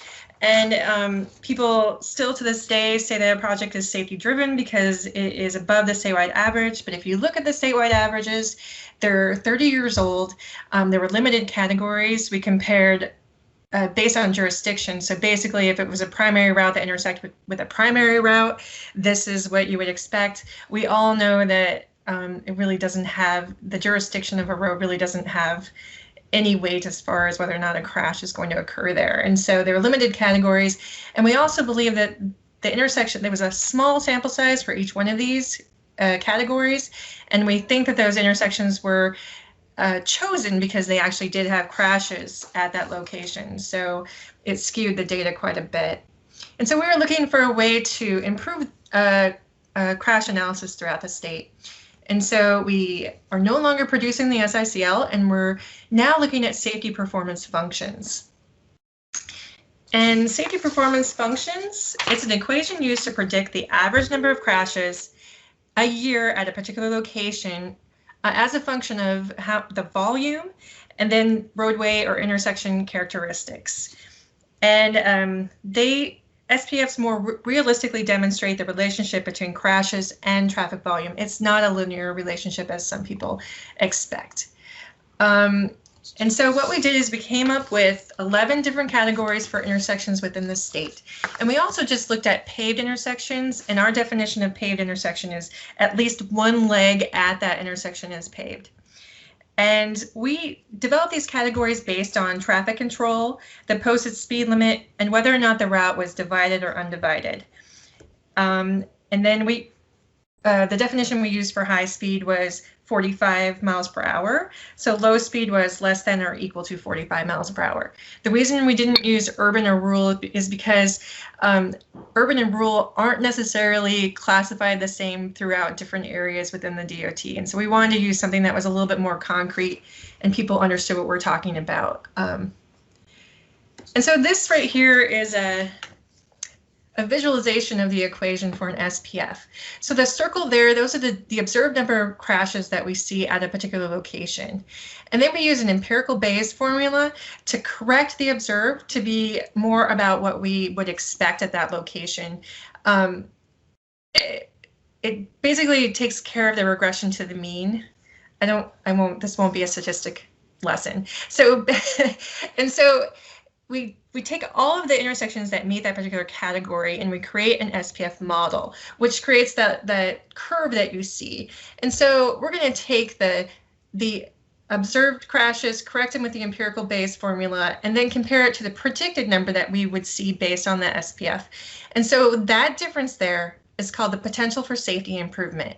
But we've changed the name just to add a little bit more, a level of complexity, and we've changed it to the potential for crash reduction. And that potential for crash reduction can be above the line or below the line, just to keep in mind. And so what we did is we took all the crashes that we have seen in a 5-year span. This is 2014 to 2018 at particular intersections, created the model for that particular category that it fell in, and then calculated the PCR for the potential for crash reduction at those intersections. And so this right here shows the ranking, the overall ranking, the top 23 intersections within the state based on all kinds of crashes. And so you can see that the very top one in Ankeny, there is a potential to reduce at almost 15 crashes per year if a safety countermeasure was implemented at that location. And so kind of keep that in mind. The second one was a roundabout in Mount Vernon. And so then what about crash severity? We didn't take into account fatalities or major injuries or minor injuries when doing that first model. And so we wanted to see what would happen if we only looked at injurious crashes and took out all the property damage only crashes. And so you can see the ranking, the first two stayed in their locations, but then things started to move around. This was the top 23. Now you can see that something that was 21 is now 113 out of the 115. So it really makes a difference when you're looking at injurious crashes compared to just fender benders. And so should we rank these intersections based on all crashes, or should we rank them based on injurious crashes? And what we decided to do was to tell the whole story. We get a lot of people from the public who say this is a terrible intersection, people are crashing there all the time. But when you're looking at just injurious crashes, it might not tell the story that the public is seeing at that particular intersection. So we wanted to make sure that we told the whole story about those intersections. And so we are developing an interactive website. It is almost complete.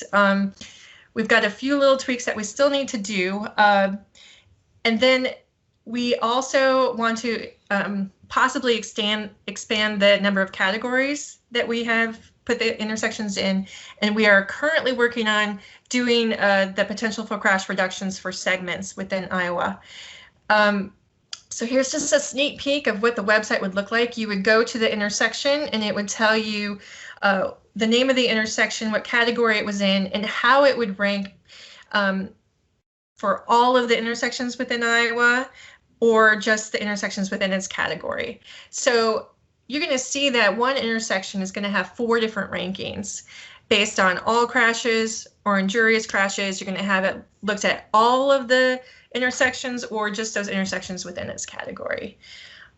And so we're really excited about this. This crash rate is not a tool that we want to use as our network screening. We want to move more toward these safety performance functions. And this is the TAC that's been working on this, and we're really excited to move on to segments. And we, like I said, we hope to have that intersection website up and running probably next week. So that is my really super fast presentation.